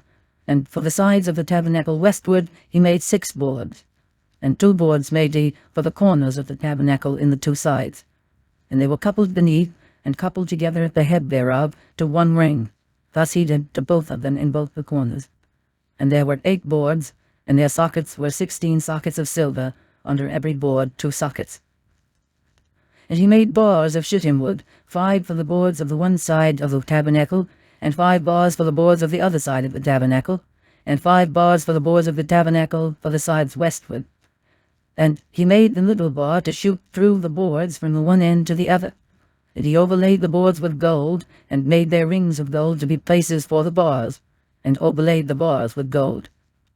And he made a veil of blue and purple and scarlet and fine twined linen, with cherubims made he it of cunning work. And he made thereunto 4 pillars of shittim wood, and overlaid them with gold. Their hooks were of gold, and he cast for them 4 sockets of silver. And he made an hanging for the tabernacle door of blue and purple and scarlet, and fine twined linen of needlework, and the 5 pillars of it with their hooks. And he overlaid their chapiters and their fillets with gold, but their 5 sockets were of brass. Chapter 37. And Bezaleel made the ark of shittim wood. 2 cubits and a half was the length of it, and 1 cubit and a half the breadth of it, and 1 cubit and a half the height of it. And he overlaid it with pure gold within and without, and made a crown of gold to it round about. And he cast for it 4 rings of gold to be set by the 4 corners of it, even 2 rings upon the one side of it, and 2 rings upon the other side of it. And he made staves of shittim wood, and overlaid them with gold. And he put the staves into the rings by the sides of the ark to bear the ark. And he made the mercy seat of pure gold. 2 cubits and a half was the length thereof, and 1 cubit and a half the breadth thereof. And he made 2 cherubims of gold, beaten out of 1 piece made he them, on the 2 ends of the mercy seat, 1 cherub on the end on this side, and another cherub on the other end on that side. Out of the mercy seat made he the cherubims on the 2 ends thereof. And the cherubims spread out their wings on high, and covered with their wings over the mercy seat, with their faces one to another. Even to the mercy seatward were the faces of the cherubims. And he made the table of shittim wood. 2 cubits was the length thereof, and 1 cubit the breadth thereof, and 1 cubit and a half the height thereof. And he overlaid it with pure gold, and made thereunto a crown of gold round about. Also he made thereunto a border of an handbreadth round about, and made a crown of gold for the border thereof round about. And he cast for it 4 rings of gold, and put the rings upon the 4 corners that were in the 4 feet thereof. Over against the border were the rings, the places for the staves to bear the table. And he made the staves of shittim wood, and overlaid them with gold to bear the table. And he made the vessels which were upon the table, his dishes, and his spoons, and his bowls, and his covers to cover withal, of pure gold. And he made the candlestick of pure gold, of beaten work made he the candlestick. His shaft, and his branch, his bowls, his knops, and his flowers were of the same. And 6 branches going out of the sides thereof, 3 branches of the candlestick out of the one side thereof, and 3 branches of the candlestick out of the other side thereof. 3 bowls made after the fashion of almonds in one branch, a knop and a flower, and 3 bowls made like almonds in another branch, a knop and a flower. So throughout the 6 branches going out of the candlestick. And in the candlestick were 4 bowls made like almonds, his knops and his flowers, and a knop on the 2 branches of the same, and a knop on the 2 branches of the same, and a knop on the 2 branches of the same, according to the 6 branches going out of it. Their knops and their branches were of the same. All of it was one beaten work of pure gold. And he made his 7 lamps, and his snuffers, and his snuff dishes of pure gold. of a talent of pure gold made he it, and all the vessels thereof. And he made the incense altar of shittim wood. The length of it was a cubit, and the breadth of it a cubit. It was foursquare, and 2 cubits was the height of it. The horns thereof were of the same. And he overlaid it with pure gold, both the top of it and the sides thereof round about, and the horns of it. Also he made unto it a crown of gold round about. And he made 2 rings of gold for it under the crown thereof, by the 2 corners of it, upon the 2 sides thereof, to be places for the staves to bear it withal.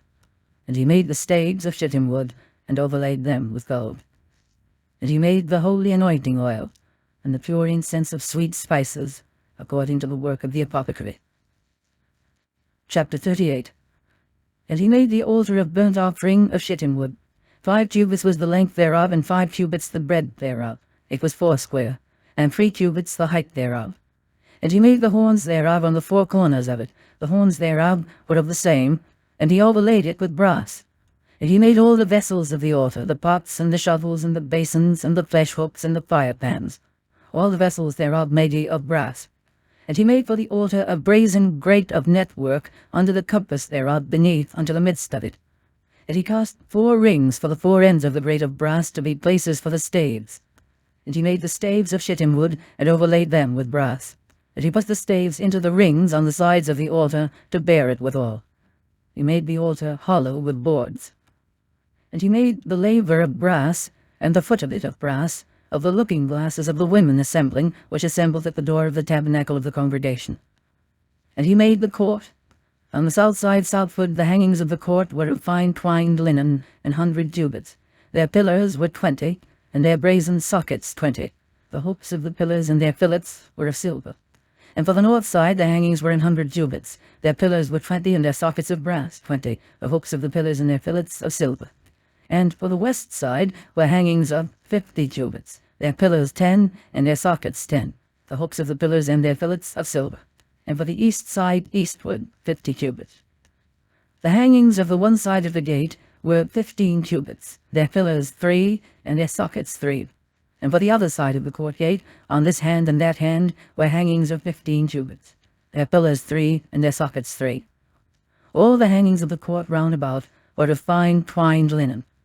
And the sockets for the pillars were of brass, the hooks of the pillars and their fillets of silver, and the overlaying of their chapiters of silver, and all the pillars of the court were filleted with silver.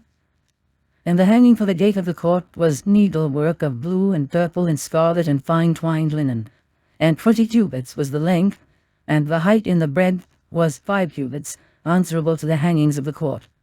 And their pillars were 4, and their sockets of brass 4, their hooks of silver, and the overlaying of their chapiters and their fillets of silver. And all the pins of the tabernacle and of the court round about were of brass. This is the sum of the tabernacle, even of the tabernacle of testimony, as it was counted, according to the commandment of Moses, for the service of the Levites, by the hand of Ithamar, son to Aaron the priest. And Bezaleel the son of Uri, the son of Hur of the tribe of Judah, made all that the Lord commanded Moses. And with him was Aholiab, son of Ahisamach, of the tribe of Dan, an engraver, and a cunning workman, and an embroiderer in blue, and in purple, and in scarlet, and fine linen. All the gold that was occupied for the work, and all the work of the holy place, even the gold of the offering, was 29 talents, and 730 shekels, after the shekel of the sanctuary. And the silver of them that were numbered of the congregation was 100 talents, and 1,760 shekels, after the shekel of the sanctuary. A beka for every man, that is, half a shekel after the shekel of the sanctuary, for every one that went to be numbered from 20 years old and upward, for 600,000 and 3,550 men. And of the 100 talents of silver were cast the sockets of the sanctuary and the sockets of the veil, 100 sockets of the 100 talents, a talent for a socket. And of the 1,775 shekels he made hooks for the pillars, and overlaid their chapiters, and filleted them. And the brass of the offering was 70 talents, and 2,400 shekels. And therewith he made the sockets to the door of the tabernacle of the congregation, and the brazen altar, and the brazen grate for it, and all the vessels of the altar, and the sockets of the court round about, and the sockets of the court gate, and all the pins of the tabernacle, and all the pins of the court round about.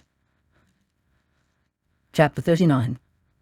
And of the blue and purple and scarlet they made cloths of service to do service in the holy place, and made the holy garments for Aaron, as the Lord commanded Moses. And he made the ephod of gold, blue and purple and scarlet and fine twined linen. And they did beat the gold into thin plates, and cut it into wires, to work it in the blue and in the purple and in the scarlet and in the fine linen, with cunning work. They made shoulder pieces for it to couple it together. By the two edges was it coupled together. And the curious girdle of his ephod that was upon it was of the same, according to the work thereof, of gold, blue, and purple, and scarlet, and fine twined linen, as the Lord commanded Moses. And they wrought onyx stones enclosed in ouches of gold, graven, as signets are graven, with the names of the children of Israel. And they put them on the shoulders of the ephod, that they should be stones for a memorial to the children of Israel, as the Lord commanded Moses. And he made the breastplate of cunning work, like the work of the ephod, of gold, blue, and purple, and scarlet, and fine twined linen. It was foursquare. They made the breastplate double. A span was the length thereof, and a span the breadth thereof, being double. And they set in it 4 rows of stones. The first row was a sardius, a topaz, and a carbuncle. This was the first row. And the second row, an emerald, a sapphire, and a diamond. And the third row, a lydior, an agate, and an amethyst. And the fourth row, a beryl, an onyx, and a jasper. They were enclosed in ouches of gold in their enclosings. And the stones were according to the names of the children of Israel, 12, according to their names, like the engravings of a signet, every one with his name, according to the 12 tribes.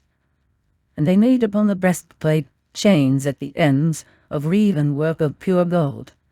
And they made 2 ouches of gold, and 2 gold rings, and put the 2 rings in the 2 ends of the breastplate.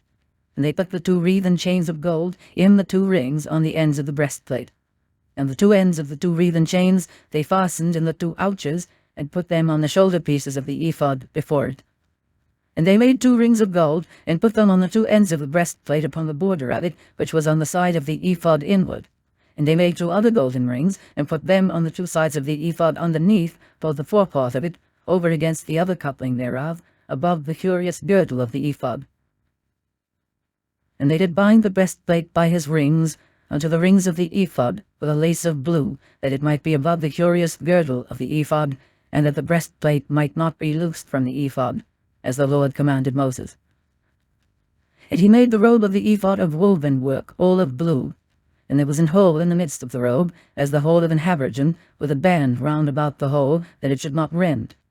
And they made upon the hems of the robe pomegranates of blue and purple and scarlet and twined linen. And they made bells of pure gold, and put the bells between the pomegranates upon the hem of the robe, round about between the pomegranates, a bell and a pomegranate, round about the hem of the robe, to minister in, as the Lord commanded Moses. And they made coats of fine linen of woven work for Aaron and for his sons, and a mitre of fine linen, and goodly bonnets of fine linen, and linen breeches of fine twined linen, and a girdle of fine twined linen, and blue and purple and scarlet of needlework, as the Lord commanded Moses. And they made the plate of the holy crown of pure gold, and wrote upon it a writing like to the engravings of a signet, Holiness to the Lord. And they tied unto it a lace of blue, to fasten it on high upon the mitre, as the Lord commanded Moses. Thus was all the work of the tabernacle of the tent of the congregation finished. And the children of Israel did according to all that the Lord commanded Moses. So did they.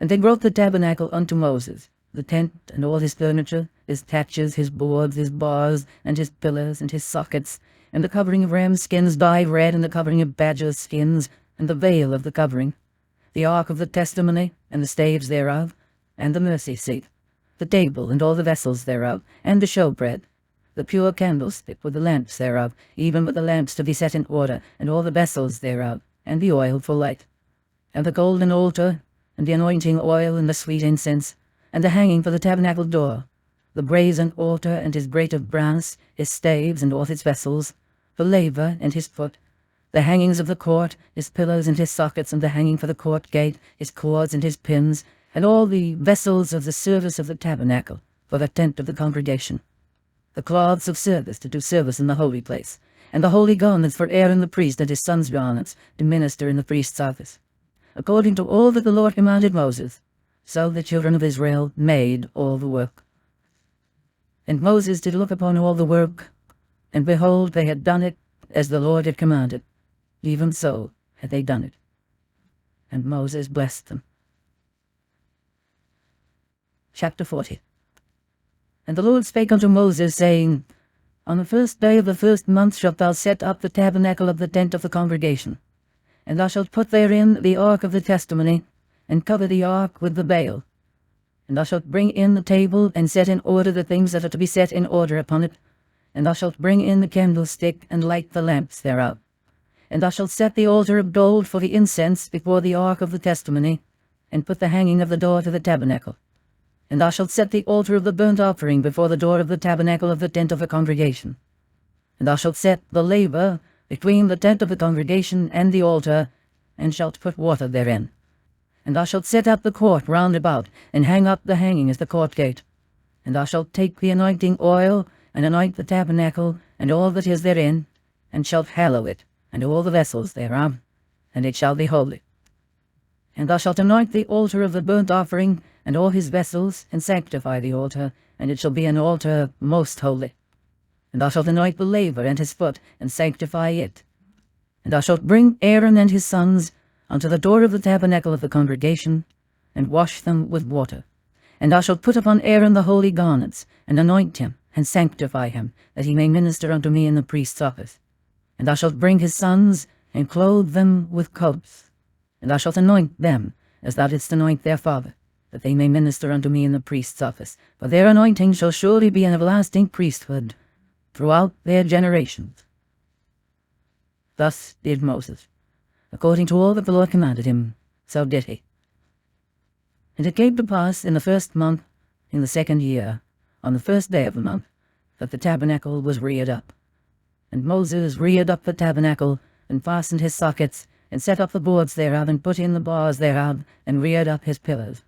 And he spread abroad the tent over the tabernacle, and put the covering of the tent above upon it, as the Lord commanded Moses. And he took and put the testimony into the ark, and set the staves on the ark, and put the mercy seat above upon the ark. And he brought the ark into the tabernacle, and set up the veil of the covering, and covered the ark of the testimony, as the Lord commanded Moses. And he put the table in the tent of the congregation upon the side of the tabernacle northward, without the veil. And he set the bread in order upon it before the Lord, as the Lord had commanded Moses. And he put the candlestick in the tent of the congregation over against the table on the side of the tabernacle southward. And he lighted the lamps before the Lord, as the Lord commanded Moses. And he put the golden altar in the tent of the congregation before the veil. And he burnt sweet incense thereon, as the Lord commanded Moses. And he set up the hanging at the door of the tabernacle. And he put the altar of burnt offering by the door of the tabernacle of the tent of the congregation, and offered upon it the burnt offering and the meat offering, as the Lord commanded Moses. And he set the laver between the tent of the congregation and the altar, and put water there to wash withal. And Moses and Aaron and his sons washed their hands and their feet thereat. And they went into the tent of the congregation, and when they came near unto the altar, they washed, as the Lord commanded Moses. And he reared up the court round about the tabernacle and the altar, and set up the hanging of the court gate. So Moses finished the work. Then a cloud covered the tent of the congregation, and the glory of the Lord filled the tabernacle. And Moses was not able to enter into the tent of the congregation, because the cloud abode thereon, and the glory of the Lord filled the tabernacle. And when the cloud was taken up from over the tabernacle, the children of Israel went onward in all their journeys. But if the cloud were not taken up, then they journeyed not till the day that it was taken up. For the cloud of the Lord was upon the tabernacle by day, and fire was on it by night, in the sight of all the house of Israel, throughout all their journeys. The end of the second book of Moses, called Exodus.